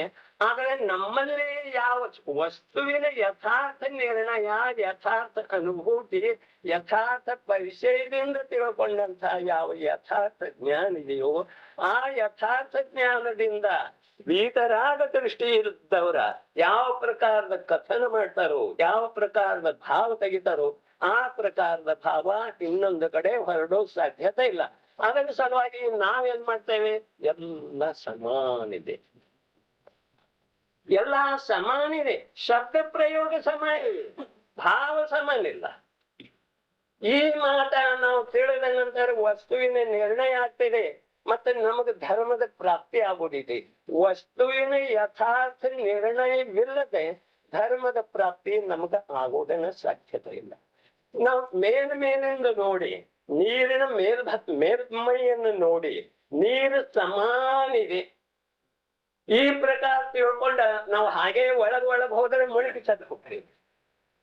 ಸರಿ, ಅದೇ ಪ್ರಕಾರ ಶಬ್ದ ಸಮಾನ ಇದೆ. ಅಹಿಂಸಾ ಪರಮೋ ಧರ್ಮ ಇದು ಶಬ್ದ ಸಮಾನ ಇದೆ. ಅನ್ಯ ಧರ್ಮದೊಳಗೂ ಹೇಳ್ತಾರೆ, ನಮ್ಮ ಧರ್ಮದೊಳಗೂ ಹೇಳ್ತಾರೆ, ಜ್ಞಾನಿಗಳು ಹೇಳ್ತಾರೆ. ನಾವು ಧರ್ಮದ ಸೋಗ ಹಾಕಿದವರು ನಾವು ಅಹಿಂಸಾ ಪರಮೋ ಧರ್ಮ ಅಂತ ಹೇಳಿ ಹೇಳ್ತೀವಿ. ಹಾಗಾದ್ರೆ ಅಹಿಂಸೆ ಅಂದ್ರೆ ಈ ಮಾತಿನ ನಿರ್ಣಯಕ್ಕೆ ಯಾವಾಗ ಬರ್ತೀವಿಯೋ ಆಗ ನಮ್ಮ ಜ್ಞಾನ ಕುಂಠಿತ ಆಗ್ತೀವಿ. ಹಿಂಸೆ ಮಾಡದೆ ಇರೋದ ಇದು ಅಹಿಂಸೆ. ಇಷ್ಟು ನಾವು ಹೇಳ್ಬಹುದ್ರಿ. ಸಾಮಾನ್ಯವಾಗಿ ವ್ಯವಹಾರದಿಂದ, ಆಗಮ ಜ್ಞಾನದಿಂದ, ಹೇಳಿಕೆ ಕೇಳಿಕೆಯಿಂದ ಏನ್ ನಾವು ಅರ್ಥ ಮಾಡ್ಕೊಂಡಿದ್ದೇವೆ, ನಾವೇನ್ ಮಾಡ್ಬಹುದು? ಅಹಿಂಸೆ ಅಂದ್ರೆ ಇನ್ನೊಂದು ಜೀವಕ್ಕೆ ಹಿಂಸೆ ಮಾಡುದು, ಇಷ್ಟು ನಾವು ಹೇಳ್ಬಹುದು. ಆದರೆ ಇದೇ ಮಾತನ್ನ ಪುರುಷಾರ್ಥ ಸಿದ್ಧೋಪಾಯದೊಳಗೆ ಹೋದರೆ ಆ ಪುರುಷಾರ್ಥ ಸಿದ್ಧೋಪಾಯದೊಳಗ ಅಮೃತಚಂದ್ರಾಚಾರ್ಯ ಅಹಿಂಸದ ವ್ಯಾಖ್ಯೆ ಏನ್ ಮಾಡ್ತಾರೆ. ಇದೇ ಮೋಕ್ಷ ಶಾಸ್ತ್ರದೊಳಗ ಅಹಿಂಸದ ವ್ಯಾಖ್ಯೆ ಏನ್ ಮಾಡ್ತಾರೆ. ನಾವು ಆಗಮ ಇಟ್ಕೊಂಡಿದ್ದೇವೆ ಆದ್ರೆ ಅದರದ ಅಧ್ಯಯನ ಮಾಡ್ಲಿಲ್ಲ. ಅರ್ಥಾತ್ ಓದಿದ್ದೇವೆ, ಓದಿ ಕೇವಲ ಭಾಷಣ ಆದ ಹಾಗೆ ಮುಂದೆ ಹೋಗಿದ್ದೇವೆ. ಆದರೆ ಈ ಮುಂದೆ ಹೋದ ನಂತರ ಪುಟ ತಿರದ ನಂತರ ಇದರೊಳಗ ಒಂದು ಪೇಜ್ ಓದಿನು ನನ್ನಲ್ಲಿ ಯಾವ ಜ್ಞಾನದ ವಿಕಾಸ ಆಯಿತು ಈ ಪ್ರಕಾರದ ವಿಚಾರ ಚಿಂತನೆ ನಾವು ಮಾಡುವುದಿಲ್ಲ. ಅದರಿಂದ ಮೂಲಭೂತವಾದಂತ ವಸ್ತುವಿನಲ್ಲೇ ಗೌಣ ರೂಪದಿಂದ ಇರುವಂತ, ವಸ್ತುವಿನಲ್ಲೇ ಅವ್ಯಕ್ತ ರೂಪದಿಂದ ಇರುವಂತಹ ಅದರ ಗುಣ ನಮಗೆ ತಿಳಿದು ಬರುವುದಿಲ್ಲ. ಅದರ ಗುಣ ನಮಗೆ ತಿಳಿದು ಬರದೇ ಇರುವುದರಿಂದ, ನಮಗೆ ವಸ್ತುವಿನ ಯಥಾರ್ಥ ಪರಿಚಯ ಆಗದೆ ಇರುವುದರಿಂದ ಆ ವಸ್ತು ನಂದಿದೆಯೋ ಅಥವಾ ಪರ ಇದೆಯೋ ಇದರ ನಿರ್ಣಯ ನಮ್ಗೆ ಆಗುವುದಿಲ್ಲ. ಪರದಿಂದ, ಬಾಹ್ಯ ದೇವದಿಂದ, ಬಾಹ್ಯ ಆಗಮದಿಂದ, ಬಾಹ್ಯ ಉಪದೇಶದಿಂದ, ಬಾಹ್ಯ ವಾಣಿಯಿಂದ ನಮಗೆ ಧರ್ಮದ ಪ್ರಾಪ್ತಿ ಆಗ್ತಿದೆ. ಈ ಪ್ರಕಾರದ ಅನಾದಿ ಅಜ್ಞಾನ ನಾವು ಇದುವರೆಗೆ ಸುರಕ್ಷಿತ ಬಿಟ್ಕೊಂಡು ಬಂದಿದ್ದೀವಿ. ಇದೇನೈತದೆ? ಆಗಮ ಜೀವ ದ್ರವ್ಯದ ಶ್ರದ್ಧಾಗುಣದ ಒಂದು ನಿರ್ಮಲ ಪರ್ಯಾಯ ಅದು ಸಮ್ಯಕ್ ದರ್ಶನ. ಇದು ಯಾವ್ದು ಹೇಳ್ತಾರೆ? ಮೋಕ್ಷ ಶಾಸ್ತ್ರ ಹೇಳ್ತು, ಆಗಮ ಹೇಳ್ತು. ಈ ಮೋಕ್ಷ ಶಾಸ್ತ್ರ ಜಡ ಇದೆಯೋ ಅಥವಾ ಚೈತನ್ಯ ಇದೆ? ಈ ಶಬ್ದ ಜಡ ಇವೆಯೋ ಅಥವಾ ಚೈತನ್ಯ ಇದೆ? ನಾನು ಜಡ ಇದ್ದೇನೆ ಅಥವಾ ಚೈತನ್ಯ ಇದೆ? ಈ ನಿರ್ಣಯ ನಾವು ಮಾಡ್ಲಿಲ್ಲ.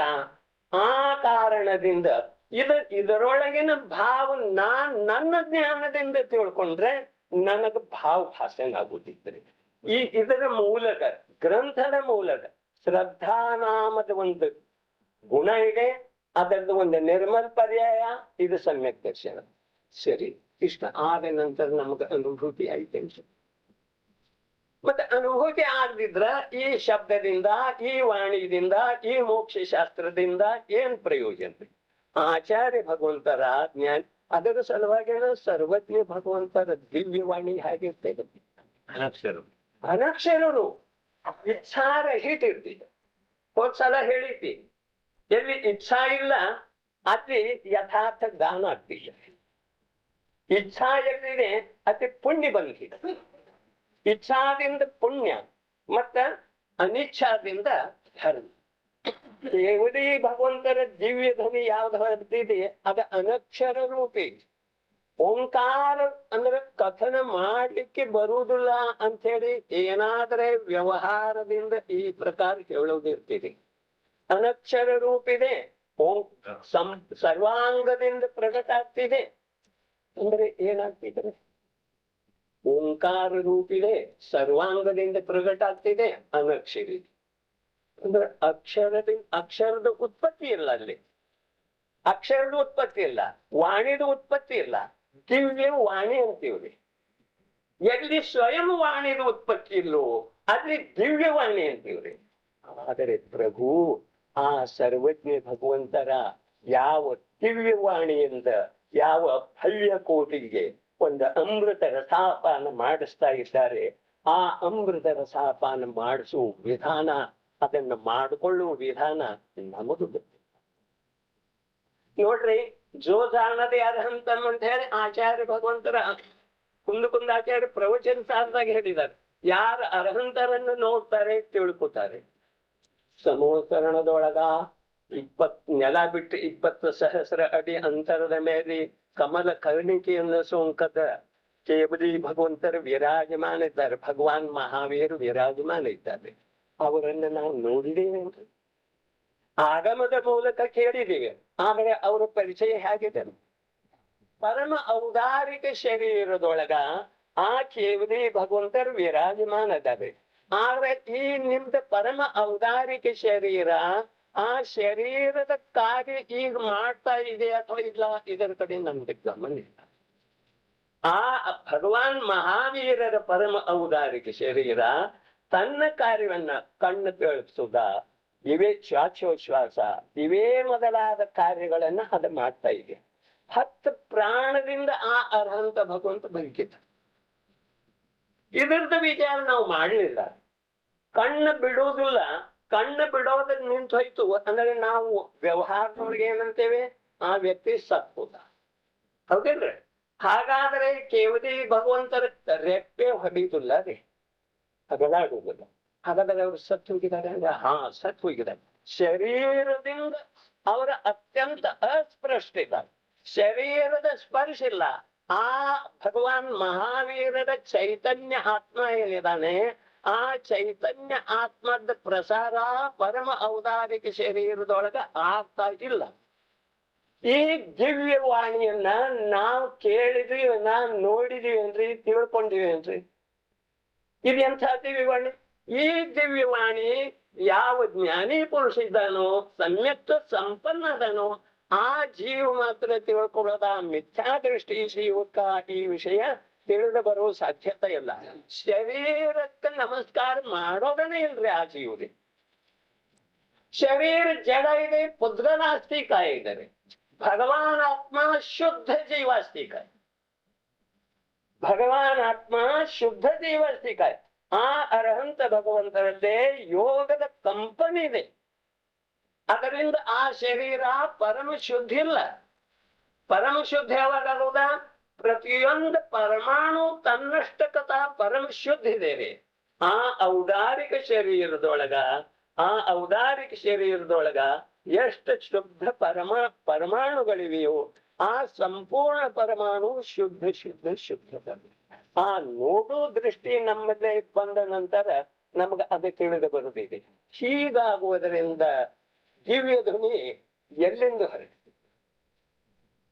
ಭಗವಾನ್ ಮಹಾವೀರರ ಚೈತನ್ಯ ಆತ್ಮನ ಜೊತೆ ಆ ಶರೀರದ ಸಂಯೋಗ ಇಲ್ಲ. ಶರೀರದೊಳಗೆ ಚೈತನ್ಯ ಅಂಶ ಪ್ರಸಾರ ಆಗ್ತಾ ಇಲ್ಲ.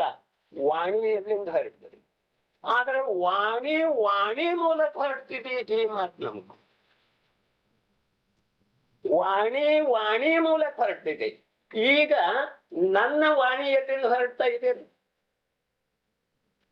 ನನ್ನ ಮಾತ ಅಥವಾ ತಾವು ಮಾತನಾಡುವ ಮಾತ ಎಲ್ಲಿಂದ ಹೊರಡ್ತಾ ಇದೆ? ಆತ್ಮನಿಂದ ಹೊರಡ್ತಾ ಇದೆ ಅಥವಾ ಇಲ್ಲದೆ? ಎಲ್ಲಿಂದ ಹೊರಡ್ತಾ ಇದೆ? ಭಾಷಾವರ್ಗಣದ ಕಾರ್ಯ ಇದೆ. ಇದರೊಳಗ ಆತ್ಮಂದು ಒಂದೂ ಅಂಶ ಇಲ್ಲ ರೀ. ನಮ್ದೇನು ವಾಣಿ ಹೊರಡ್ತಾ ಇದೆ, ಪ್ರತಿಯೊಬ್ಬರದೇನು ಭಾಷಾವರ್ಗಣ ರೂಪದ ವಾಣಿ ಹೊರಟಿದೆ. ಕೇಶಿರಾಜ್ ಹೇಳ್ತಾನೆ, ಶಬ್ದಮಣಿ ದರ್ಪಣ ವ್ಯಾಕರಣ ಗ್ರಂಥ ಬರ್ತಾನ್ರಿ ಕೇಶಿರಾಜ. ನಾಭಿಮೂಲದಿಂ ಕಹಳೆಯ ಪಾಂಗಿನವೋಡ್ ಶಬ್ದ ದ್ರವ್ಯಂ ಜನೀಸುಗುಂ.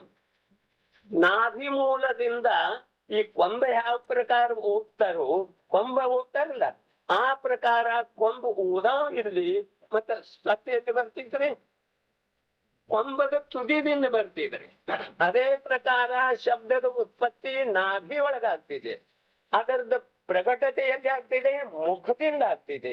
ಇದು ಸಂಪೂರ್ಣ ಜಡದ ಕಾರ್ಯ.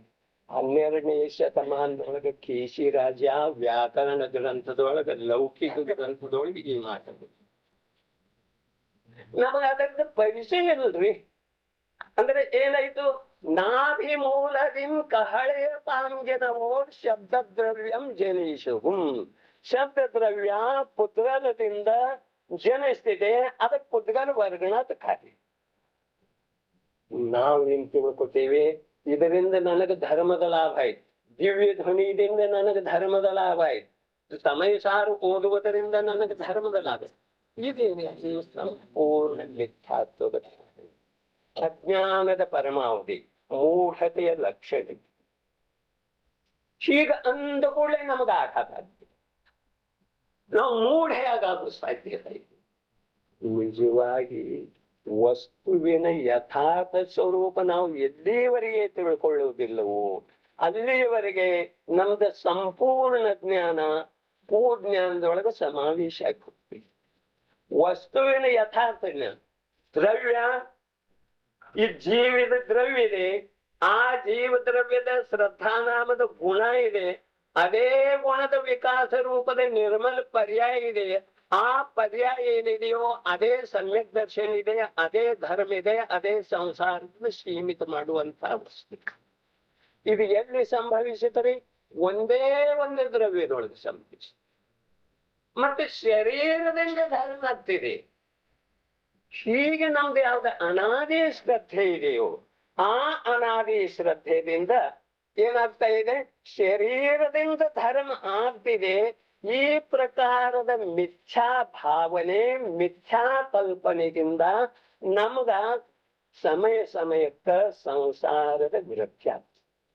ಶರೀರದಿಂದ ಧರ್ಮ ಆಗ್ತಾ ಇತ್ತು, ಧನದಿಂದ ಧರ್ಮ ಆಗ್ತಾ ಇತ್ತು, ಪರದಿಂದ ಧರ್ಮ ಆಗ್ತಾ ಇತ್ತು. ಅಂದ್ರೆ ಪರದಿಂದ ಧರ್ಮ ಮಾಡೋದು ಅವಶ್ಯಕತೆ ಮಾಡಬಹುದು. ನೋಡ್ರಿ, ಭರತ ಚಕ್ರವರ್ತಿ ಸಿಂಹಾಸನ ಮೇಲೆ ಕೂತಿದ್ದಾನೆ. ಆ ಸಿಂಹಾಸನ ಮೇಲೆ ಕೂತಿದ್ದಾನೆ, ಚಕ್ರವರ್ತಿಯಾಗೆ ಕೂತಿದ್ದಾನೆ, ಚಕ್ರವರ್ತಿನೂ ಇದ್ದಾನೆ. ಆದ್ರೆ ಅವನ ಅಂತರಂಗದೊಳಗ ವೈರಾಗ್ಯದ ಭಾವನೆ ಉತ್ಪನ್ನ ಆಯ್ತು. ಕೆನ್ನೆ ಮೇಲೆ ಒಂದು ನರೆಗೂದಲು ನೋಡಿದ, ಒಂದೇ ಒಂದು ನರೆಗೂದಲ. ಅದು ನೋಡಿದ ಕೂಡಲೇ ಅವನಿಗೆ ವೈರಾಗ್ಯ ಭಾವನೆ ಉತ್ಪನ್ನ ಆಯ್ತು. ಇದು ನನ್ನ ಸ್ವರೂಪ ಅಲ್ಲ, ಅರ್ಥಾತ್ ನನ್ನ ಶರೀರದ ಸ್ವರೂಪ ಅಲ್ಲ ಇದ. ಈ ಪ್ರಕಾರದ ವೈರಾಗ್ಯದ ಭಾವನೆ ಉತ್ಪನ್ನ ಆಗ್ತಿರುವಂತೆ ಅವನಲ್ಲಿ ಇರುವಂತಹ ಯಾವ ಅಜೀವ ರತ್ನ ಇದ್ದು ಏಳ, ಆ ಅಜೀವ ರತ್ನದ ಅಭಾವ ಆಗೋಯ್ತು. ಇನ್ನೂ ಚಕ್ರವರ್ತಿಯಾಗಿ ಚಕ್ರವರ್ತಿ ಸಿಂಹಾಸನ ಮೇಲಿನ ಆರೂಢನಾನ್. ಲೋಕೆಲ್ಲ ಅವನನ್ನ ಚಕ್ರವರ್ತಿಯಾಗಿ ತಿಳ್ಕೊಳ್ತಾ ಇದೆ. ಅವನು ಕೂಡ ಚಕ್ರವರ್ತಿ ಅಂತ ಹೇಳಿ ತಿಳ್ಕೊಳ್ತಾ ಇದ್ದಾನೆ ಅಂದ್ರೆ ಇಲ್ಲ. ಆದ್ರೂ ಕೂಡ ಅವನಲ್ಲಿ ಪುಣ್ಯದ ವಿಶೇಷದಿಂದ ಯಾವ ಪ್ರಾಪ್ತ ಆಗಿದ್ದನೋ ಆ ಪ್ರಾಪ್ತ ಆದಂತ ಒಂದೊಂದು ಸಹಸ್ರ ಯಕ್ಷ ರಕ್ಷಿತ ಇರುವಂತ 7 ಅಜೀವ ರತ್ನ ಮತ್ತ 9 ನಿಧಿ ಇವೆಲ್ಲ ಹೊರಟು. ಏನಂತ ಅವನು ಚಕ್ರವರ್ತಿಯಾಗಿನು ಅದೇ ಸಿಂಹಾಸನ ಮೇಲೆ ಇದ್ದಾನೆ. ಒಳಗ ಭಾವದ ಬದಲ, ಭಾವದ ಬದಲ. ಈ ಸ್ವರೂಪ ನಂದಲ್ಲ, ನನ್ನ ಸ್ವರೂಪ ಚೈತನ್ಯಯುಕ್ತ ಶುದ್ಧ ಕೇವಲ ಜ್ಞಾನದಿಂದ ಅನಂತ ಚತುಷ್ಟಯದಿಂದ ಯುಕ್ತ ಇದೆ. ಈ ಪ್ರಕಾರದ ಜ್ಞಾನ ಅಂತರಂಗದೊಳಗ ಉತ್ಪನ್ನ ಆಗ್ತಾ ಇರುವಂತೆ ಬಾಹ್ಯದೊಳಗಿನ ಪುಣ್ಯ ವಿಶೇಷದಿಂದ ಯಾವ ಪ್ರಾಪ್ತ ಆಗಿದ್ದನೋ ಆ ಪುಣ್ಯ ವಿಶೇಷದಿಂದ ಪ್ರಾಪ್ತವಾದಂತಹ ಸಂಪೂರ್ಣ ಅಭಾವ ಇದೆ. ಇದರಿಂದ ಏನ್ ತಿಳಿಯುತ್ತಿದ್ರು? ಧರ್ಮ ಅಂತರಂಗದಿಂದ ಆಗ್ತಿದೆಯೋ ಅಥವಾ ಬಾಹ್ಯ ಶರೀರದಿಂದ? ಅವನು ಚಕ್ರವರ್ತಿ ಆಸ್ಥಾನದೊಳಗೂ ಕೂತಿದ್ದಾನೆ.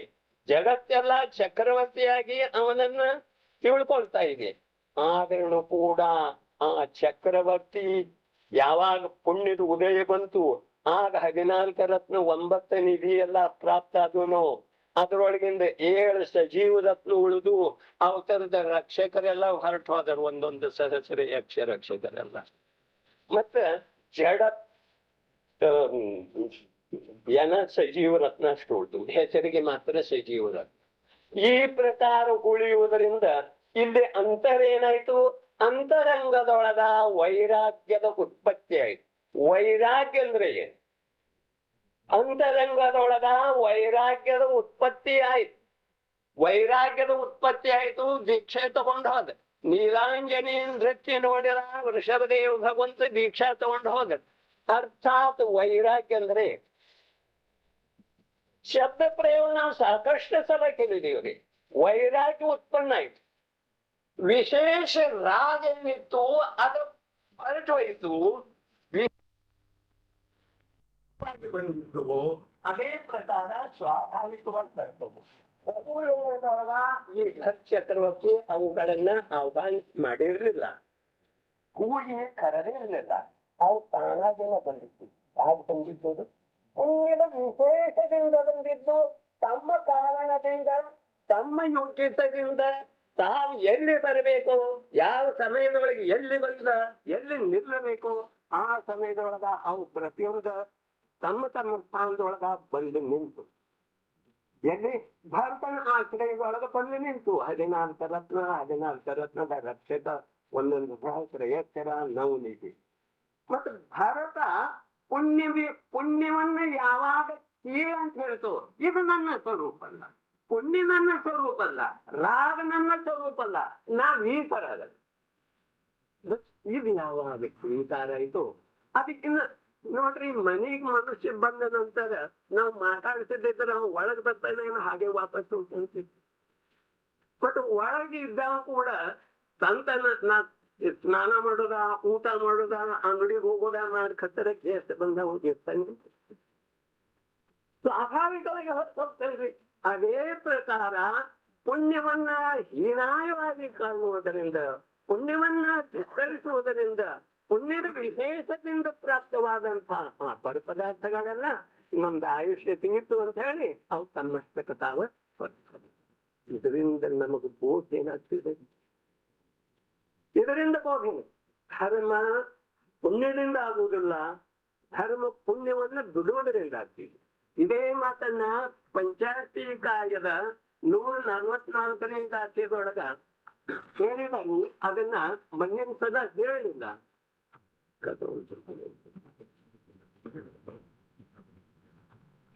ಏನ್ ಹೇಳ್ತಾರೆ ನೋಡ್ರಿ.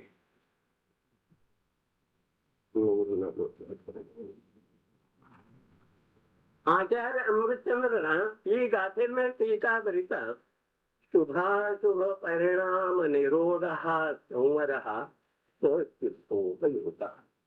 ಶುಭ ಅಶುಭ ಪರಿಣಾಮದ ನಿರೋಧ ಅದು ಸಂವರಿಸಿ ಅದೇ ಶುದ್ಧ. ಯಾವ ಶುದ್ಧ ಹೋಗ್ತಿರ್ತೈತಿ? ಶುಭ ಮತ್ತು ಅಶುಭ ಪರಿಣಾಮದ ಉತ್ಪತ್ತಿ ಎಲ್ಲಿ ರಹಿತಿದೆಯೋ, ಶುಭ ಮತ್ತು ಅಶುಭ ಪರಿಣಾಮದ ಉತ್ಪತ್ತಿ ಯಾರ ಮನೋಮಂದಿರದೊಳಗ ಆತನ ಇಲ್ಲವೋ, ಶುಭ ಅಶುಭದ ಅಸ್ತಿತ್ವನ ಯಾರ ಆತ್ಮ ಪ್ರದೇಶದೊಳಗ ವಿದ್ಯಮಾನ ಇಲ್ಲವೋ ಅವ್ರಿಗೆ ಏನಾಗ್ತಿದೆ? ಸಂವರ ಆಗ್ತಿದೆ. ಆ ಶುದ್ಧ ಹೋಗ್ಬೇಕು. ಆ ಸಂವರ ಎಂದು ಅದೇ ಶುದ್ಧ. ಮುನಿಗಳ ಶುದ್ಧೋಪಯೋಗ ರೂಪದ ಮುನಿ ದೀಕ್ಷೆ ತಗೋತಾರೆ. ಶುದ್ಧೋಪಯೋಗ ಏನೈತಿ? ಇದು ಮುನಿ ಧರ್ಮ ಇದೆ. ಆ ಶುದ್ಧೋಪಯೋಗದೊಳಗನ ಸ್ವತಃ ಇರೋದ ಇಂಥ ದೀಕ್ಷೆ ತಗೋತಾರೆ. ಆ ದೀಕ್ಷೆ ತಗೊಂಡ ನಂತರ ಶುದ್ಧೋಪಯೋಗದಿಂದ ಚ್ಯುತ ಆಗುವ ಸಂಭವ ಬರ್ತದೆ ರೀ. ಚ್ಯುತ ಆಗ್ತಿದೆ ಒಂದರ್ಧ ಸಮಯ. ಆದ್ರೆ ಚ್ಯುತ ಆಗಿ ಎಲ್ಲಿ ಬರ್ತಿದೆ? 7ನೇ ಗುಣಸ್ಥಾನದಿಂದ 6ನೇ ಗುಣಸ್ಥಾನಕ್ಕೆ ಬೀಳ್ಬೇಕು. ಆದ್ರೆ 6ನೇ ಗುಣಸ್ಥಾನಕ್ಕೆ ಬರುವುದಕ್ಕಿಂತ ಮುಂಚೆ ಅವರು ತೀವ್ರ ಪುರುಷಾರ್ಥ ಮಾಡಿ ಪುನಃ ಶುದ್ಧೋಪಯೋಗದೊಳಗೆ ಹೋಗ್ತಾರೆ. ಚ್ಯುತ ಆಗಿರ್ತೈತಿ ಶುದ್ಧದಿಂದ. ಶುಭದೊಳಗೆ ಬಂದು ಟಚ್ ಮಾಡಿರುವುದಿಲ್ಲ. ಶುದ್ಧದಿಂದ ಚ್ಯುತ ಆಗಿ ಒಂದ್ ಸ್ವಲ್ಪ ಬಂದಿರ್ತಾರೋ ಇಲ್ಲ ಅನ್ನೋದ್ರೊಳಗ ಪುನಃ ಪುರುಷಾರ್ಥ ಮಾಡೋದ್ರಿಂದ ಪುನಃ ಆ ಒಂದು ಪರ್ಯಾಯ ಹೊರಟು ಹೋಗ್ತಿದೆ ನಿಷ್ಪ್ರಯೋಜಕವಾಗಿ. 2ನೇ ಪರ್ಯಾಯ ಪುನಃ ಶುದ್ಧದೊಳಗೆ ಹೋಗ್ತಿದೆ. ಈ ಪ್ರಕಾರ ಮುನಿಗಳ ಧರ್ಮ. ಮುನಿ ಸ್ವತಃ ಒಂದು ಸಮಯದ ಪರ್ಯಾಯ ಶುಭದೊಳಗ ಬಂದು ನಿಂತಿತು ಅಂದ್ರೆ ಮುನಿ ಅವಸ್ಥೆ ಹೊರಟ. ಈ ಪ್ರಕಾರ ಯಾವ ಪ್ರಕಾರ ಸರ್ವಜ್ಞ ಭಗವಂತರು ಅದೇ ಪ್ರಕಾರ ಸರ್ವಜ್ಞರ ವಾಣಿ. ಅದೇ ಸರ್ವಜ್ಞರ ವಾಣಿಯನ್ನ ತಿಳ್ಕೊಂಡ ಸರ್ವಜ್ಞರ ವಾಣಿಯನ್ನ ಶರೀರದ ಮೂಲಕ ಪ್ರಸಾರ ಮಾಡುವಂತಹ ಮುನಿ ಭಗವಂತರ ಸರ್ವಜ್ಞರಷ್ಟ ಶುದ್ಧ.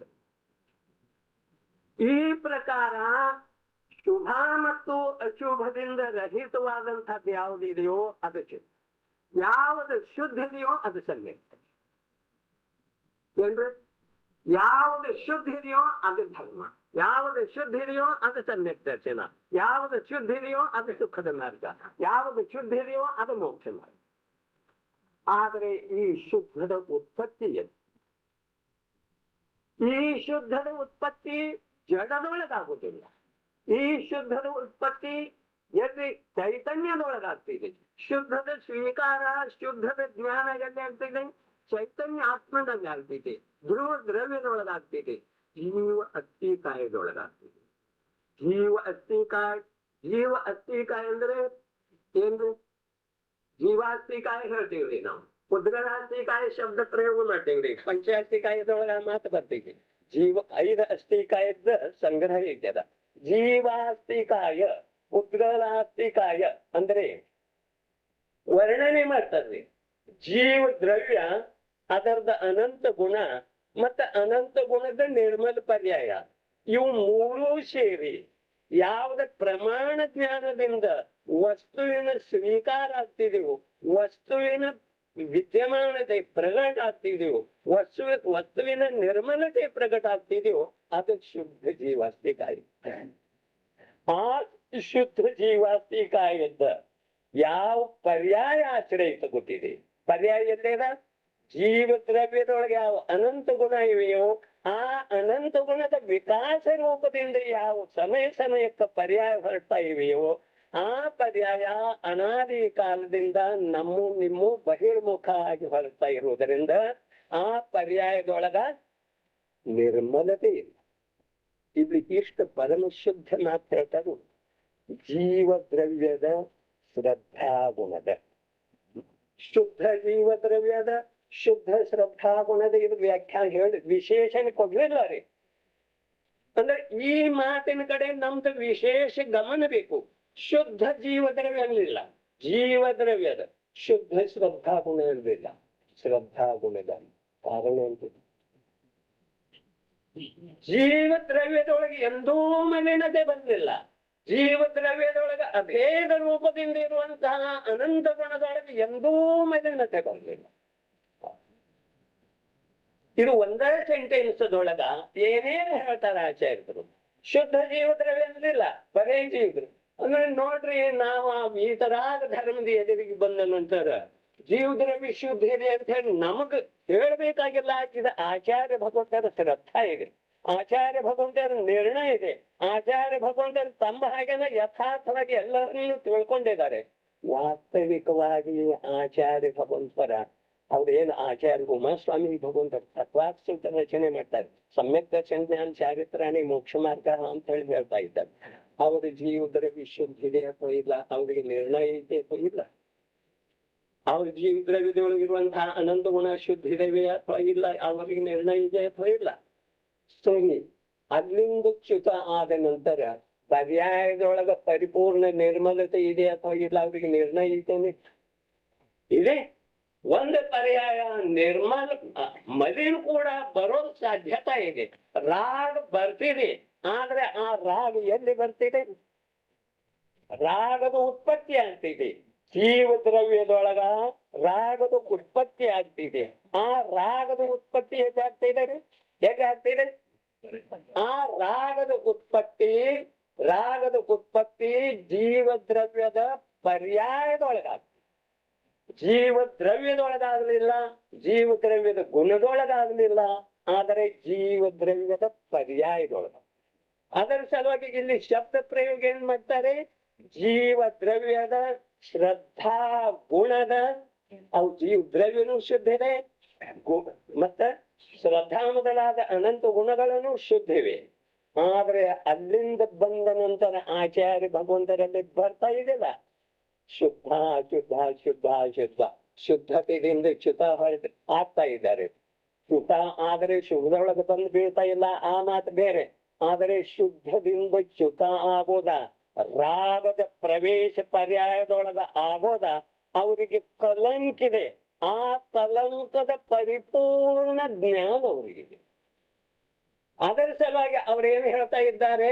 ಶುದ್ಧ ದ್ರವ್ಯ ಅಂತ ಹೇಳಿಲ್ಲ, ಜೀವ ದ್ರವ್ಯದ ಶ್ರದ್ಧಾ ಗುಣದ ನಿರ್ಮಲ ಪರ್ಯಾಯ. ಮಲಿನ ಪರ್ಯಾಯದ ಮಾತಿಲ್ಲ. ಮಲಿನ ಪರ್ಯಾಯದೊಳಗೆ ಸುಖ ಇಲ್ಲ, ಮಲಿನ ಪರ್ಯಾಯದೊಳಗೆ ಧರ್ಮ ಇಲ್ಲ, ಮಲಿನ ಪರ್ಯಾಯದೊಳಗೆ ಸಮ್ಯಕ್ ದರ್ಶನ ಇಲ್ಲ. ಸಮ್ಯಕ್ ದರ್ಶನ ಸ್ವಯಂ ಶುದ್ಧ ಇದೆ. ಯಾವ ಪ್ರಕಾರ ಜೀವ ದ್ರವ್ಯ ಶುದ್ಧ ಇದೆಯೋ, ಜೀವ ದ್ರವ್ಯದೊಳಗಿರುವಂತಹ ಅನಂತ ಗುಣಗಳ ಶುದ್ಧ ಇದೆಯೋ, ಅದೇ ಪ್ರಕಾರ ಸಮ್ಯಕ್ ದರ್ಶನ, ಸಮ್ಯಕ್ ಜ್ಞಾನ, ಸಮ್ಯಕ್ ಚಾರಿತ್ರ, ಇವು ಮೂರು ಪರಮ ಶುದ್ಧ ಇದಾವೆ. ಅವುಗಳೊಳಗೆ ನಿರ್ಮಲತೆ ಬಂತು ಅಂದ್ರೆ ಸಮ್ಯಕ್ ದರ್ಶನ, ಸಮ್ಯಕ್ ಜ್ಞಾನ, ಸಮ್ಯಕ್ ಚಾರಿತ್ರ ನಾಮದಿಂದ ಅವು ಕಲಂಕಿತ ಆಗ್ತವೆ.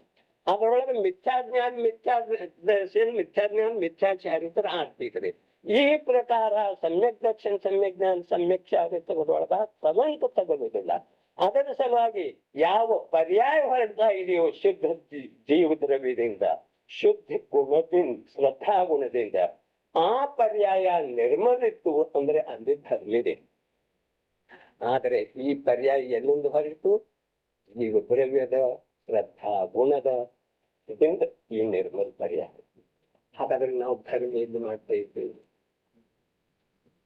ಧರ್ಮ ನಾವು ಮಾಡುವ ಸ್ಥಾನ ಎಲ್ಲಿದೆ? ಈ ಮಾಡುವ ಸ್ಥಾನ ಅನಂತ ಇರುವುದರಿಂದ ನಮ್ಮಲ್ಲೇ ಅನಂತ ಸಂಸಾರ ಆಗಬಹುದೋ ಅಥವಾ ಆಗಲಿ. ನಮ್ಮ ಧರ್ಮದ ಸ್ಥಾನ ಎಷ್ಟ್ರಿ? ಎಷ್ಟೆಷ್ಟು ಧರ್ಮದ ಸ್ಥಾನ ಅಷ್ಟಷ್ಟು ಮಿಥ್ಯಾತ್ವದ ಪೂಜೆ, ಅಷ್ಟಷ್ಟು ನಮ್ಮ ಭಗವಾನಾತ್ಮನ ಏನಿದ್ರು. ನಾವ್ಯಾವ ಶಬ್ದ ಪ್ರಯೋಗ ಮಾಡಲ್ಲ. ಆಚಾರ್ಯ ಭಗವಂತರಲ್ಲಿ ಧೈರ್ಯ ಇದೆ. ಅವ್ರಿಗೆ ಹೇಳ್ತಾರೆ ಎಲೈ ಕಟುಕನೆ ಅಂತ ಹೇಳ್ತಾರೆ. ಎಲೈ ಆತ್ಮಘಾತಕಿ, ನೀ ಸ್ವಯಂ ನಿನ್ನ ಘಾತ ಮಾಡ್ತಾ ಇದ್ದಿ. ನೀ ಅನ್ಯರದೇನೂ ಘಾತ ಮಾಡುವ ಸಾಧ್ಯತೆ ಇಲ್ಲ. ಅನ್ಯರಿಗೆ ಮಿಥ್ಯಾ ಉಪದೇಶ ಕೊಡುವುದರಿಂದ ಅನ್ಯರ ಘಾತ ಅವ್ರದ್ದು ಆ ಪ್ರಕಾರದ ಉದಯ ಇದ್ರೆ ಅವ್ರದ್ದು ಘಾತ ಆಗಬಹುದು, ಆ ಶಬ್ದ ಶ್ರವಣ ಮಾಡಬಹುದು. ಆದ್ರೆ ಸ್ವಯಂ ನೀನೆ ಜನರಿಗೆ ಮಿಥ್ಯಾ ಉಪದೇಶ ಕೊಡ್ತಾ ಇದ್ದಿ, ಮಿಥ್ಯಾದ ಸ್ವೀಕಾರ ಮಾಡಿದಿ. ಅದರಿಂದ ಸ್ವಯಂ ನೀ ಏನಿದೆ ಇಷ್ಟು ಕಟುಕಿದಿ, ಇಷ್ಟು ಕ್ರೂರಿದಿ, ಇಷ್ಟು ಆತ್ಮ ಘಾತಕ ಇದೆ. ನಿನ್ನ ಆತ್ಮನ ಮೇಲೆ ನಿಂದು ಒಂದು ಸ್ವಲ್ಪ ಕೂಡ ದಯ ಇಲ್ಲ. ನೀ ಸಮಯ ಸಮಯಕ್ಕ ನಿನ್ನ ಆತ್ಮನ ಘಾತ ಮಾಡ್ತಾ ಇದ್ದಿ, ನಿನ್ನ ಆತ್ಮನ ಹಿಂಸೆ ಮಾಡ್ತಾ ಇದ್ದಿ, ಬಾಹ್ಯದೊಳಗ ಅಹಿಂಸಾ ಪರಮೋ ಧರ್ಮಕ್ಕೆ ಜಯ ಅಂತ ಘೋಷಣೆ ಮಾಡ್ತಾ ಇದ್ದಿ.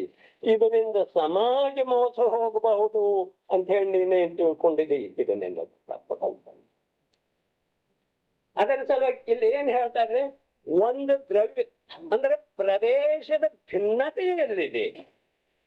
ಪರಪದಾರ್ಥದಿಂದ ಧರ್ಮ ಆಗ್ತಿದೆ ಅಂತ ಹೇಳಿ ಆಚಾರ್ಯ ಭಗವಂತರ ಹೇಳಲಿಕ್ಕೆ ಹೋಗ್ಲಿಲ್ಲ ರೀ. ಯಾವ ದ್ರವ್ಯದೊಳಗ ನಾವು ಧರ್ಮ ಮಾಡ್ಬೇಕಂತೇವೆಯೋ ಅಲ್ಲಿ ಪ್ರದೇಶದ ಭಿನ್ನತೆ ಇತ್ತು ಅಂದ್ರೆ ಅಲ್ಲಿ ಧರ್ಮ. ಶುಭದಿಂದ ಧರ್ಮ ಆಗ್ತಿದೆ. ಶುಭದೊಳಗ ಮತ್ತು ಆತ್ಮನಲ್ಲೇ ಪ್ರದೇಶದ ಏಕತೆ ಇದೆ. ಪ್ರದೇಶದ ಏಕತೆ ಇದೆ ಅಂತೆ. ಆತ್ಮನೊಳಗ ಶುಭ ಅಶುಭದ ಅಭಾವ ಇದೆ. ಎಲ್ಲಿ ಶುಭ ಅಶುಭದ ಅಭಾವ ಇದೆಯೋ ಅದು ಆತ್ಮದ್ರವ್ಯ. ಶುಭ ಅಶುಭದ ಯಾವಾಗಾದ್ರೂ ಬಂದು ಹೋಗ್ತಿದ್ದು ಅಂದ್ರೆ ಅದು ಆತ್ಮಧರ್ಮ ಅಲ್ಲ. ಆ ಆತ್ಮಧರ್ಮ ಆತ್ಮ ಶುಭ ಅಶುಭ ಮೊದಲಾದ ಶರೀರ ಮೊದಲಾದ ಸಮಸ್ತ ಪರಪದಾರ್ಥ ಅದರೊಳಗ ರಾಗ ದ್ವೇಷ ಮೊದಲಾದ ಎಲ್ಲ ಬಂತು. ಶಿಖರಿಗೆ ಹೋಗೋದು ಬಂತು, ಧರ್ಮ ಮಾಡೋದು ಬಂತು, ಯಾವ ಪ್ರಕಾರದ ಬಾಕಿ ಉಪದೇಶವಿಯೋ 49ನೇ ಭವಕ ಮೋಕ್ಷ ಈ ಎಲ್ಲ ಮಿಥ್ಯಾ ಅಭಿಪ್ರಾಯದಿಂದ ನಾವು ಸಂತುಷ್ಟ ಆಗಿ ಹೋಗಿದ್ದೇವೆ. ಮತ್ತೆ ಧರ್ಮ ಆಗ್ತಾ ಇದೆ ನಮಗಂತೇಳಿ ನಾವು ತಿಳ್ಕೊಂಡಿದ್ದೇವೆ. ಪುನಃ ಪುನಃ ಅದೇ ಕಾರ್ಯ ಮಾಡ್ತಾ ಇದ್ದೇವೆ. ಆದರೆ ಪ್ರಭು ಇಂಥ ಕಾರ್ಯ ನೀನು ಅನಾದಿ ಕಾಲದಿಂದ ಅನಂತ ಬರಿ. ಆದರೆ ಅದರಿಂದ ಅಂಶ ಮಾತ್ರ ಧರ್ಮ ಆಗಲಿಲ್ಲ. ಆದರೆ ನೇಮದಿಂದ ನಿನ್ನ ಸಂಸಾರದ ವೃದ್ಧಿ ಆಯಿತು. ಎಲ್ಲಿ ಪ್ರದೇಶದ ಅಭಿನ್ನತೆ ಇದೆಯೋ, ಎಲ್ಲಿ ಪ್ರದೇಶದ ಅಖೇದತೆ ಇದೆಯೋ, ಎಲ್ಲಿ ಪ್ರದೇಶದ ಏಕತೆ ಇದೆಯೋ ಅಲ್ಲಿ ವಸ್ತು ಯಥಾರ್ಥ ವಸ್ತುವಿನ ಪ್ರಗಟತೆ ಆಗ್ತದೆ. ಓ ರಸದಿಂದ ತುಪ್ಪ ಇರ್ತದೆ. ಒಂದು 2 kg ಗೋರಸ ಕೊಟ್ಟು 2 kg ಹಾಲು ಕೊಡೋದರಿಂದ ಸ್ವಲ್ಪ ತುಪ್ಪ ಆಯ್ತು. ಒಂದು 10 kg ಅಲ್ಲ, ಒಂದು 100 ಗ್ಯಾಲನ್ ನೀರು ಕೊಟ್ಟರೆ ತುಪ್ಪ ಎಷ್ಟಾಗುತ್ತೆ?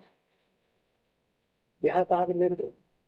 ನಾವು ಹಾಲಿನೊಳಗೆ ನೀರು ಕೂಡಿಸಿ ಖವಾ ಮಾಡ್ಕೊಂಡು ಹೊರಚು ಅಂದ್ರೆ ಹಾಲಿನೊಳಗೆ ನೀರು ಏಕಿದೆ ಅಂತ ಹೇಳಿ ಹೇಳ್ತೀವ್ರಿ. ಹಾಲು ನೀರಿನ ತೆರದಿ ಏಕವಾಗಿ ನಮ್ಮ ಮಿಥ್ಯಾ ದೃಷ್ಟಿಯಲ್ಲಿ ಚರ್ಮ ಚಕ್ಷುವಿಗೆ ಗೋಚರಿಸ್ತೀವಿ. ಈ ಚರ್ಮ ಚಕ್ಷು ಆತ್ಮನ ಪ್ರದೇಶದೊಳಗಿವೆ, ಶರೀರ ಆತ್ಮನ ಪ್ರದೇಶದೊಳಗಿದೆ. ಆತ್ಮನ ಪ್ರದೇಶ ಶರೀರ ಪ್ರದೇಶದೊಳಗೆ ಅಭಿನ್ನತೆ ಇದೆ ಅಥವಾ ಭಿನ್ನತೆ ಇದೆ. ಎಲ್ಲಿ ಭಿನ್ನತೆ ಇದೆಯೋ ಅದು ಆತ್ಮದ ಅಲ್ಲವೇ ಅಲ್ಲ. ಈ ಶರೀರ ಮತ್ತು ಆತ್ಮ ಭಿನ್ನ ಪ್ರದೇಶ. ಹಾಗಾದರೆ ಹಾಲ ಮತ್ತು ನೀರ ಏಕ ಕ್ಷೇತ್ರದೊಳಗೆ ಇದ್ದ ಹಾಗೆ ನಮಗ ಚರ್ಮ ಚಕ್ಷುವಿಂದ ಗೋಚರಿಸ. ಚರ್ಮ ಚಕ್ಷು ಯಾರ್ದ? ಇದು ಆತ್ಮದಲ್ಲ, ಇದು ಜಡದಿದೆ, ಇದು ಶರೀರದಿದೆ. ಶರೀರ ಜಡ ಇದೆ, ಅಚೇತನ ಇದೆ. ಅದರೊಳಗ ಜ್ಞಾನ ಅಂಶ ಮಾತ್ರ ಇಲ್ಲ. ಮತ್ತೆ ಆ ಶರೀರ ಯಾವುದೇ ಚೈತನ್ಯಯುಕ್ತ ಜ್ಞಾನಯುಕ್ತ ಶ್ರದ್ಧಾಯುಕ್ತ ಯಾವ ಆತ್ಮ ಇದ್ದಾನೋ ಆ ಆತ್ಮನ ಪ್ರದೇಶದೊಳಗೆ ಜಡದ ಪ್ರವೇಶಿತ.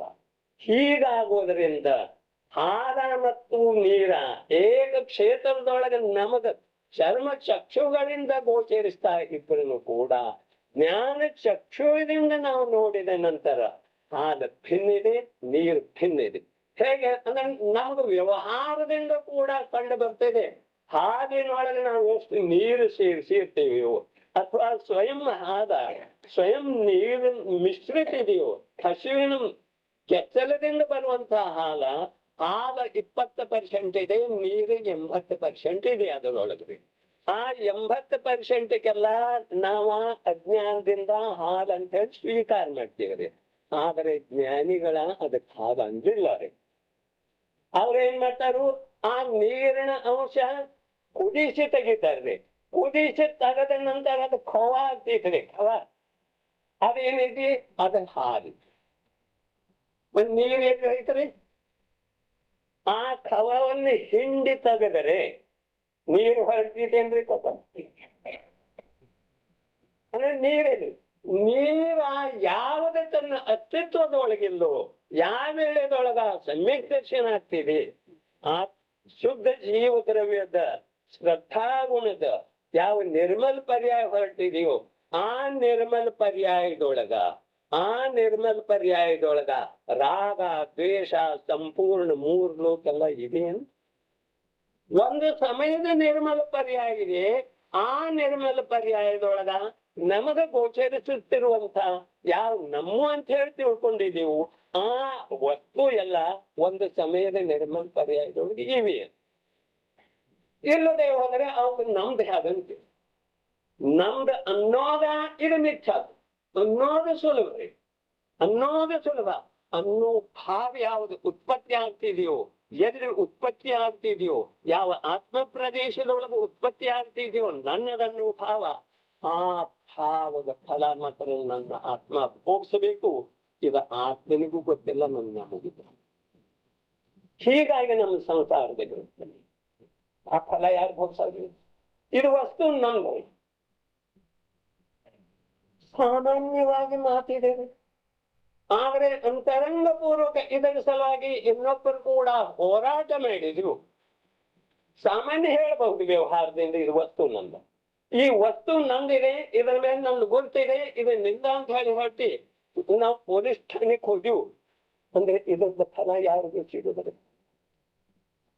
ಯಾವ್ದ ಈ ಪ್ರಕಾರದ ಅಪನತ್ವ ಭಾವ ಪರಪದಾರ್ಥದ ಮೇಲೆ ತನ್ನದೇ ಇದೆ ಅನ್ನುವಂಥ ಯಾವ ಮಲಿನ ಭಾವ ಮಾಡಿರ್ತಾನೋ ಆ ಮಲಿನ ಭಾವದ ಫಲ ಸ್ವಯಂ ಅದೇ ಜೀವ ಭವಿಷ್ಯದ ಅನಂತ ಭವದೊಳಗೆ ಪೂಜೆ. ಅದರ ಸಲುವಾಗಿ ಇಲ್ಲಿ ಒಂದು ಮೂಲ ಉದ್ದೇಶ ಏನ್ ಹೇಳ್ತಾ ಇದ್ದಾರೆ ಅಂದ್ರೆ ಒಂದೇ ಪ್ರದೇಶದೊಳಗ ಯಾವ್ದು ಪರಿವರ್ತನೆ ಆಗ್ತಿದೆಯೋ ಜೀವ ದ್ರವ್ಯ ತನ್ನ ಕ್ಷೇತ್ರದೊಳಗನ ಪರಿಣಾಮನ ಮಾಡ್ತಿದೆ, ಗುಣ ತನ್ನ ಕ್ಷೇತ್ರದೊಳಗನ ಪರಿಣಾಮನ ಮಾಡ್ತಿದೆ, ಮತ್ತು ಪರ್ಯಾಯ ತನ್ನ ಕ್ಷೇತ್ರದೊಳಗನ ಪರಿಣಾಮ. ಅದೇ ದ್ರವ್ಯ ಮತ್ತು ಗುಣದ ಪರಿಣಾಮದ ಕ್ಷೇತ್ರದೊಳಗನ ಪರಿಣಾಮನ ಮಾಡುವುದರಿಂದ ಅದಕ್ಕೆ ನಿರ್ಮಲ ಪರ್ಯಾಯ ಅಂತಾರು.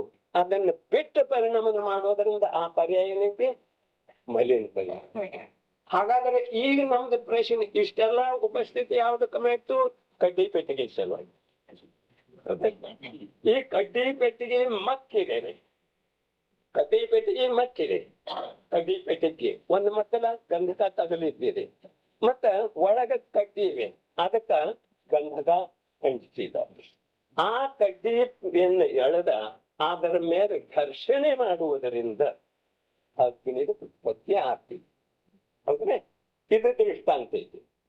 ಆದ್ರೆ ಈ ಕಡ್ಡಿ ಮತ್ತು ಆ ಕಡ್ಡಿಯನ್ನು ಹಾಕಿದ ಪೆಟ್ಟಿಗೆ ಇವು ಭಿನ್ನ ವಸ್ತು ಇದ್ದ ಏಕ ವಸ್ತು ಇದ್ದವು. ಇದು ಭಿನ್ನ ವಸ್ತು ಇವೆ ಅಥವಾ ಏಕ ವಸ್ತು, ಏಕ ಕ್ಷೇತ್ರದೊಳಗೆ ಇವೆ ಅಥವಾ ಭಿನ್ನ ಕ್ಷೇತ್ರ, ತಾವು ನಿರ್ಣಯ ಮಾಡುವುದರಿ. ಹಾಗಾದ್ರೆ ಆ ಕಡ್ಡಿಯಿಂದ ಅಗ್ನಿ ಉತ್ಪತ್ತಿ ಆಯ್ತೇನ್ರಿ? ಅಗ್ನಿದ ಉತ್ಪತ್ತಿ ಹೇಗಾಗ್ತೈತಿ ಅದಂತೂ ಹೇಳೋದನೇ. ಆದ್ರೆ ಈಗ ಪ್ರಶ್ನೆ ಐತಿ, ಆ ಘರ್ಷಣೆ ಮಾಡುವುದರಿಂದ ಕಡ್ಡಿಯನ್ನ ಆ ಕಡ್ಡಿ ಪೆಟ್ಟಿಗೆ ಮಗ್ಗಲಿಗೆ ಘರ್ಷಣೆ ಮಾಡುವುದರಿಂದ ಅಗ್ನಿದ ಉತ್ಪತ್ತಿ ಆಯ್ತು. ಈಗ ನಾವು ಹೇಳ್ತೀವಿ, ಪ್ರತ್ಯಕ್ಷ ನೋಡ್ತೇವಲ್ಲ, ಹೇಳೋ ಮಾತಿದ್ರು ಬರ್ತೀವಿ. ಆದ್ರೆ ಅಗ್ನಿ ಉತ್ಪತ್ತಿ ಆಯ್ತು. ಈ ಅಗ್ನಿ ಉತ್ಪತ್ತಿ ಘರ್ಷಣೆ ಮಾಡುವುದರಿಂದ ಆಯ್ತು. ಪ್ರಜ್ಞಾಚೇಣದಿಂದ ಭಿನ್ನ ಮಾಡುವುದರಿಂದ ಸಮ್ಯಕ್ ದರ್ಶನ ಐತೆ, ಭೇದಜ್ಞಾನ ಐತೆ. ಹೊಸಲ ಇವು ಎಲ್ಲೂ ಪ್ರಶ್ನೆ ಉಳಿದಿದ್ದಾವೆ. ಪ್ರಜ್ಞೆ ಅಂದ್ರೆ ಏನ್ರಿ? ಪ್ರಜ್ಞಾ ಶಬ್ದದ ಪ್ರಯೋಗ ಆಗಮದೊಳಗೆ ಪುಷ್ಕಳ ಸ್ಥಾನದೊಳಗೆ ಬರ್ತಿದೆ. ಹಾಗಾದ್ರೆ ಪ್ರಜ್ಞೆ ಅಂದ್ರೆ ಏನ್ರಿ? ಜ್ಞಾನ. ಎಂಥ ಜ್ಞಾನ ಇದೆ? ಯಾವ ಜ್ಞಾನದ ಮೂಲಕ ಆತ್ಮನೊಳಗಿನ ರಾಗದ್ವೇಷಗಳು ಹೊರಟು ಹೋಗುತ್ತವೆಯೋ ಅದಕ್ಕೆ ಪ್ರಜ್ಞೆ ಅಂತ. ಆ ಜ್ಞಾನಕ್ಕೆ ಪ್ರಜ್ಞೆ ಅಂತ ಅಂದ್ರೆ ಪ್ರಜ್ಞಾಚೇಣದಿಂದ ಅಂತ ಹೇಳಿದ್ದೇವೆ. ಪ್ರಜ್ಞಾರೂಪದ ಚೇನ್ ಅಂದ್ರೆ ನಾವು ಈಗ ಲೋಹದ ಚೇನ್ ತಗೊಂಡಿವು, ಈ ಕೈಯಾದ ಸುತ್ತಿಗೆ ಬೇಕು. ಹೀಗೆ ಶಬ್ದ ಪ್ರಯೋಗ ಯಾವ ಪ್ರಕಾರ ಆಗಿದೆಯೋ ಅದೇ ಪ್ರಕಾರ ನಾವು ಬಾಹ್ಯದೊಳಗೆ ಪ್ರಾಕ್ಟಿಕಲ್ ಮಾಡ್ರೆ ಆತ್ಮ ಮತ್ತು ಶರೀರದಿಂದ ಭಿನ್ನತೆ ಆಗುವುದಿಲ್ಲ. ಪ್ರಜ್ಞಾರೂಪದ ಕ್ಷೇಣ ಅಂದ್ರೆ ಯಾವಾಗ ಜ್ಞಾನ ಇದೆಯೋ ಆ ಜ್ಞಾನ ರಾಗದ್ವೇಷಗಳನ್ನ ಮತ್ತ ಆತ್ಮನನ್ನ ಪರಸ್ಪರ ಭಿನ್ನ ಮಾಡ್ತಿದೆಯೋ ಅದಕ್ಕೆ ಪ್ರಜ್ಞಾರೂಪದ ಕ್ಷೀಣ ಅಂತ. ಅಂದ್ರೆ ಯಾವುದರಿಂದ ಭಿನ್ನತೆ ಆಯ್ತು? ಭಿನ್ನತೆ ಯಾವುದರಿಂದ ಆಯ್ತು? ಭಿನ್ನತ ತನ್ನ ಜ್ಞಾನದಿಂದ ಐತ್ರಿ. ಅದಕ್ಕೆ ನೀವು ಚೇನವೇ ಅಂದ್ರೆ ಅಥವಾ ಉಸಿರೆಂಬ ಕರಗಸದಿಲ್ಲರಿ. ಭಿನ್ನತೆ ಯಾವುದರಿಂದ ಆಯ್ತರಿ? ಜ್ಞಾನದಿಂದ ಆಯ್ತು. ಆದ್ರೆ ಆ ಜ್ಞಾನ ಎಂಥದ್ದ? ಯಾವ ಜ್ಞಾನ ಆತ್ಮನೊಳಗಿನ ರಾಗದ್ವೇಷಗಳಿಂದ ರಹಿತ ಆತ್ಮನನ್ನ ಸ್ವೀಕಾರ ಮಾಡ್ತಿದೆಯೋ, ರಾಗದ್ವೇಷಗಳಿಂದ ರಹಿತವಾಗಿ ಆತ್ಮನನ್ನ ಸ್ವೀಕಾರ ಮಾಡ್ತಿದೆಯೋ ಆ ಜ್ಞಾನಕ್ಕ ಪ್ರಜ್ಞೆ ಅಂತ. ಏನ? ರಾಗದ್ವೇಷಗಳಿಂದ ರಹಿತವಾಗಿ ಯಾವ ಜ್ಞಾನ ಆತ್ಮನನ್ನ ಸ್ವೀಕಾರ ಮಾಡ್ತಿದೆಯೋ ಆ ಸ್ವೀಕಾರ ಮಾಡುವಂತ ಜ್ಞಾನಕ್ಕ ಪ್ರಜ್ಞೆ ಅಂತ. ಆ ಪ್ರಜ್ಞಾರೂಪದ ಕ್ಷೀಣದಿಂದ ಶರೀರ ಮತ್ತು ಆತ್ಮನನ್ನ ಭಿನ್ನ ಮಾಡುವ ಪ್ರಕ್ರಿಯೆಯನ್ನ 6 ಅಥವಾ ಶಹಡಾಗದ ಕಥನ ಮಾಡಿದ್ರು. ಭರತೇಶ್ ವೈಭವದೊಳಗೆ ಏನ್ ಹೇಳ್ರು? ಉಸುರೆಂಬ ಕರಗಸದಿಂದ ಶ್ವಾಸೋಶ್ವಾಸ ರೂಪದ ಕರಗಸ ಹೇಳ್ರು. ಇಲ್ಲಿ ಬಹಳ ಅದ್ಭುತ ಭಾವ ತುಂಬಿದ್ದಾರೆ ಭರಚಕ್ರವರ್ತಿ ರತ್ನಾಕರ. ಎಂಥ ಅದ್ಭುತ ಭಾವ! ಅದು ಈಗ ಆಗುದಲ್ರಿ, ಅದು ಮುಂದಿನ ಸಲ ಆಗ್ತಿದ್ರಿ. ಎಂಥ ಅದ್ಭುತ! ಇಲ್ಲಿ ಪ್ರಜ್ಞಾರೂಪದ ಕ್ಷೀಣ. ಪ್ರಜ್ಞಾ ಅರ್ಥಾತ್ ರಾಗದಿಂದ ರಹಿತವಾದಂತಹ ಯಾವ ಸ್ವಯಂ ಆತ್ಮನ ಜ್ಞಾನ ಇದೆಯೋ, ರಾಗ ದ್ವೇಷದಿಂದ ರಹಿತ ಯಾವುದು ಶುದ್ಧ ಅಪ್ಪಟ ಚಿನ್ನಿದೆಯೋ, ಶುದ್ಧ ಜ್ಞಾನ ಇದೆಯೋ, ರಾಗ ದ್ವೇಷದ ಮಲಿನತೆಯನ್ನ ಸೋಂಕದಂಥ ಯಾವ ಶುದ್ಧ ಜ್ಞಾನ ಇದೆಯೋ ಆ ಜ್ಞಾನದಿಂದ ಏನ್ ಮಾಡೋದ? ಶರೀರ ಮತ್ತು ಆತ್ಮನ ಭಿನ್ನತೆ ಮಾಡುದ್ರಿ. ಪ್ರಜ್ಞಾರೂಪದ ಕ್ಷೀಣ ಅಂದ್ರೆ ಪರಪದಾರ್ಥದ ಕಡೆ ನಮ್ದು ಗಮನ ಹೋಗ್ತಿದೆ, ಅದ ತಪ್ಪು ಕಲ್ಪನೆ ಇದೆ, ಅದ ಅಜ್ಞಾನ ಇದೆ. ಇಲ್ಲಿ ಪ್ರಜ್ಞಾರೂಪದ ಕ್ಷೀಣ. ಪ್ರಜ್ಞಾ ಅಂದ್ರೆ ರಾಗ ದ್ವೇಷವನ್ನ ರಹಿತ ಮಾಡುವಂತ, ಅರ್ಥಾತ್ ರಾಗದ್ವೇಷದಿಂದ ರಹಿತವಾಗಿ ತನ್ನ ಶುದ್ಧ ಆತ್ಮನನ್ನ ಯಾವ ಜ್ಞಾನ ಸ್ವೀಕಾರ ಮಾಡ್ತಿದೆಯೋ ಆ ಜ್ಞಾನದ ಮೂಲಕ ಶರೀರ ಮತ್ತು ಆತ್ಮನನ್ನ ಭಿನ್ನ ಮಾಡೋದಿದೆ. ಯಾವಾಗ ಜ್ಞಾನ ರಾಗವನ್ನ ಭಿನ್ನ ಮಾಡ್ತಿದೆ, ಯಾವ ಜ್ಞಾನ ರಾಗವನ್ನ ಭಿನ್ನ ಮಾಡ್ತಿದೆ, ಭಿನ್ನ ಮಾಡಿದೆ, ಅಂಥ ಜ್ಞಾನ ನನ್ನ ಹತ್ತಿರ ಇದ್ದ ನಂತರ ಈ ಪುತ್ರರ ಜಡ ಪಿಂಡವನ್ನ ಭಿನ್ನ ಮಾಡೋದ ಅದಕ್ಕೇನು ಸುಲಭ? ಅದ ಸಹಜವಾಗಿ ಮಾಡಿಬಿಡು. ಅದರ ಸಲುವಾಗಿ ಜಡದ ಕಾರ್ಯ ಹೇಳ್ತಾರೆ, ಪ್ರಜ್ಞಾರೂಪದ ಕ್ಷೀಣದಿಂದ ಭಿನ್ನ ಮಾಡಿದ ನಂತರ ನಿನ್ನ ಆತ್ಮನ ಪ್ರಕಟತೆ ಆಗ್ತಿದೆ. ಎಲ್ಲಿ ಪ್ರಕಟತೆ ಆಯ್ತು? ಯಾವ ಪ್ರಜ್ಞಾರೂಪದ ಜ್ಞಾನ ಇದೆಯೋ, ರಾಗದ್ವೇಷದಿಂದ ರಹಿತವಾದಂತಹ ಯಾವ ಜ್ಞಾನ ನಿಂದಿದೆಯೋ, ಪ್ರಗಟಿದೆಯೋ, ಧ್ರುವ ದ್ರವ್ಯದೊಳಗ ವ್ಯಕ್ತಿದೆಯೋ, ಸತತ ವ್ಯಕ್ತಿದೆಯೋ, ಆ ವ್ಯಕ್ತದ ಮೇಲೆ ನಿನ್ನ ಪರ್ಯಾಯ ದೃಷ್ಟಿಯನ್ನ ಅಲ್ಲಿ ಛೇದಿಸು. ಆ ಪರ್ಯಾಯವನ್ನ ಆ ಕಡೆ ತಿರುಗಿಸು. ಪರ್ಯಾಯವನ್ನ ಆ ಶುದ್ಧ ಜ್ಞಾನದ ಕಡೆ, ಯಾವುದರಲ್ಲಿ ರಾಗದಿಂದ ರಹಿತವಾದಂತ ಅವಸ್ಥೆ ಇದೆಯೋ ಆ ಜ್ಞಾನದ ಕಡೆ ನಿನ್ನ ಸಮಯವರ್ತಿ ಪರ್ಯಾಯವನ್ನು ತಿರುಗಿಸು. ಪರ್ಯಾಯವನ್ನ ತಿರುಗಿಸ್ತಿರುವಂತೆ, ಪರ್ಯಾಯವನ್ನ ಆ ಜ್ಞಾನದ ಕಡೆ ಸನ್ಮುಖ ಮಾಡ್ತಾ ಇರುವಂತೆ. ಜ್ಞಾನ ಅಂದ್ರೆ ದ್ರವ್ಯರೇ. ಜ್ಞಾನ ಅಂದ್ರೆ ಒಂದು ಸಮಯ ಇದು ಗುಣ ತಗೊಳ್ಳೋದಿಲ್ಲ, ಒಂದು ಅಂಶನ ಸ್ವೀಕಾರ ಇರ್ರಿ. ಅಲ್ಲಿ ಆ ಕಡೆ ಸನ್ಮುಖ ಆದ ನಂತರ ಅಲ್ಲಿ ಜ್ಞಾನ ಎಂಥದ್ದು ಉತ್ಪನ್ನ ಆದ ರೀತಿಯಿಂದ ಅಲ್ಲಿ ರಾಗದ್ವೇಷದಿಂದ ರಹಿತವಾದಂತಹ ಜ್ಞಾನ ಅಲ್ಲಿ ಪ್ರಗಟ ಇದೆ ರೀ. ಆ ಆತ್ಮನ ಕ್ಷೇತ್ರದೊಳಗ, ಆ ಪ್ರಗಟ ಇರುವಂತಹ ಜ್ಞಾನದೊಳಗ ಆತ್ಮನ ಕ್ಷೇತ್ರದಿಂದ ನಾವು ಹೊರಹೊಮ್ಮುವಂತಹ ಪರ್ಯಾಯವನ್ನ ಅದ ಸ್ವಸನ್ಮುಖ ಮಾಡು. ಸ್ವಸನ್ಮುಖ ಮಾಡ್ತಾ ಇರುವಂತೆ ಆ ನಿನ್ನ ಪರ್ಯಾಯದೊಳಗೆ ಏನಾಗ್ತಿದೆ? ಓಹೋ, ಈ ಶರೀರ ನಂದಲ್ಲ, ರಾಗ ದ್ವೇಷ ನನ್ನಲ್ಲ, ಮತ್ತೆ ರಾಗದ್ವೇಷಗಳನ್ನು ಉತ್ಪನ್ನ ಮಾಡುವಂತಹ ಶರೀರ, ದುಷ್ಟ ಶರೀರ ನಂದು ಹೇಗಾಗೋ ಸಾಧ್ಯತೆ ಇದೆ. ಇದರದ ಸ್ವೀಕಾರ ಆ ಒಂದು ಸಮಯದ ಪರ್ಯಾಯದೊಳಗೆ ಉತ್ಪನ್ನ ಆಗ್ತೈತೆ. ಆ ಒಂದು ಸಮಯದ ಪರ್ಯಾಯ ಏನಿದೆಯೋ ಅದು ಮೂರು ಲೋಕದೊಳಗ ಸ್ತುತಿ ಯೋಗ್ಯ, ಪೂಜಾ ಯೋಗ್ಯ, ಧರ್ಮ. ಇದು ಎಲ್ಲಿ ಉತ್ಪನ್ನ ಆಯ್ತು? ನನ್ನ ದ್ರವ್ಯದ, ನನ್ನ ಗುಣದ ಪರ್ಯಾಯದೊಳಗೆ. ಚಿನ್ನದೊಳಗೆ ಎದ್ದು ಆಗಲಿಲ್ಲ, ಭಗವಂತನಿಂದ ಆಗಲಿಲ್ಲ. ಭಗವಂತನ ಜ್ಞಾನ ಬೇರೆ, ಭಗವಂತನ ದ್ರವ್ಯ ಬೇರೆ, ಭಗವಂತನಿಂದ ಹೊರಡೋಗುತ್ತಿರುವಂತಹ ಪರ್ಯಾಯ ಬೇರೆ. ನನ್ನ ದ್ರವ್ಯ ಬೇರೆ, ನನ್ನ ಗುಣ ಬೇರೆ, ನನ್ನಿಂದ ಹೊರಟಿರುವಂತಹ ಪರ್ಯಾಯ ಬೇರೆ. ಅದನ್ನ ತಂದು ಇದರೊಳಗೆ ಕಲಬೆರಕೆ ಮಾಡುವುದರಿಂದ ಏನಾಗ್ತಿದೆ? ವಸ್ತುವಿನ ನಿರ್ಣಯ ಆಗುವುದಿಲ್ಲ, ನನ್ನಲ್ಲಿ ಧರ್ಮದ ಪ್ರಾಪ್ತಿ ಆಗುವುದಿಲ್ಲ. ಅದರ ಸಲುವಾಗಿ ಈಗ ಮೂಲ ಉದ್ದೇಶ ಏನಿದೆ? ಕಡ್ಡಿ ಬೆಚ್ಚಿಗೆ ಮೇಲೆ ಮಕ್ಕಕ್ಕ ಘರ್ಷಣೆ ಮಾಡುವುದರಿಂದ ಅಗ್ನಿದು ಉತ್ಪತ್ತಿ ಆಯ್ತಲ್ರಿ. ಪ್ರಜ್ಞಾರೂಪದ ಕ್ಷೇಣದಿಂದ ಲೋಖಂಡದ ಕ್ಷೇಣ ತಗೊಂಡ ಅದರ ಮೇಲೆ ಸುತ್ತಿಗೆ ಹಾಕಿದರೆ ಎಲ್ಲಿ ಸಂದೇಶ ನೋಡು? ಶರೀರದೊಳಗ, ಆತ್ಮದೊಳಗ. ಸಂದೇಶದಲ್ಲಿ ನಾವು ಜೋರ್ಲಿ ಹೊಡೆದ ನಂತರ ಏನಾಗೋದು? ಯಾವ ಪ್ರಕಾರ ಶಬ್ದ ಪ್ರಯೋಗ ಆಗಿರ್ತಿದೆಯೋ ಆ ಪ್ರಕಾರ ಅದರದ್ದು ಭಾವ ಇರುವುದು. ಏನಿದೆ? ಶಬ್ದ ಪ್ರಯೋಗ ಯಾವ ಪ್ರಕಾರ ಆಗಿರ್ತಿದೆಯೋ ಆ ಶಬ್ದದೊಳಗ ಆ ಭಾವ ಇರುವುದಿಲ್ಲ. ಯಾವ ಶಬ್ದ ಪ್ರಯೋಗ ಆಚಾರ್ಯ ಭಗವಂತರ ಯಾವಾಗ ಮಾಡ್ತಾರೋ, ಮಾಡಿ ಆ ಶಬ್ದ ಪ್ರಯೋಗ ಮಾಡ್ತಾರೋ, ಯಾವಾಗ ಮಾಡ್ತಾರೋ? ಯಾವಾಗ ಆತ್ಮನೊಳಗೆ ಲೀನತೆ ಇರ್ತಾರೋ, ಆ ಪ್ರಜ್ಞಾರೂಪದ ಚೀರ್ಣದಿಂದ ಶುಭದೊಳಗೆ ಬರ್ತಿರುವಂತಹ ತನ್ನ ಪರ್ಯಾಯವನ್ನ ಪುನಃ ಶುದ್ಧದೊಳಗೆ ಒಯ್ತಾರೋ, ಆ ಶುದ್ಧದೊಳಗೆ ಒಯ್ದ ನಂತರ ಅವರಲ್ಲಿ ಆ ಶುದ್ಧದ ಅನುಭವ ಮಾಡ್ತಾ ಯಾವ ಪ್ರಕಾರದ ಶಬ್ದ ಅವ್ರ ಎದುರಿಗೆ ಕಂಡು ಬರ್ತಿದೆಯೋ ಆ ಶಬ್ದ ಅಲ್ಲಿರ್ತಾರೆ. ಶಬ್ದ ಅದೇ ಬೇಕು, ಇದೇ ಬೇಕು, ನಿಮ್ದು ಶಬ್ದ ಸಂಪತ್ತಿಯೊಳಗಿಂದ ಹುಡುಕೋದಿಲ್ರಿ ಅವ್ರಿಗೆ.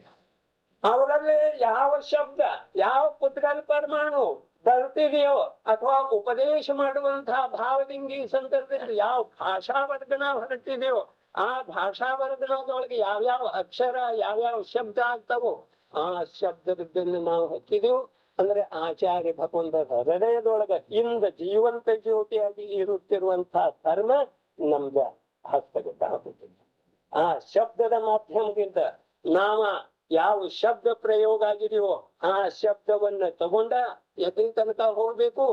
ಎಲ್ಲಿ ಯಾವ ಆಚಾರ್ಯ ಭಗವಂತರ ಹೃದಯದೊಳಗ ಆ ಅನುಭೂತಿ ಆಗ್ತಾ ಇದೆಯೋ, ಅನುಭೂತಿ ಸಮಯದೊಳಗ ಅವ್ರು ಎದುರಿಗೆ ಯಾವ ಶಬ್ದ ಸಿಕ್ಕಿದೆಯೋ ಆ ಶಬ್ದದೊಳಗ ಈ ಭಾವ ತುಂಬಿದರ.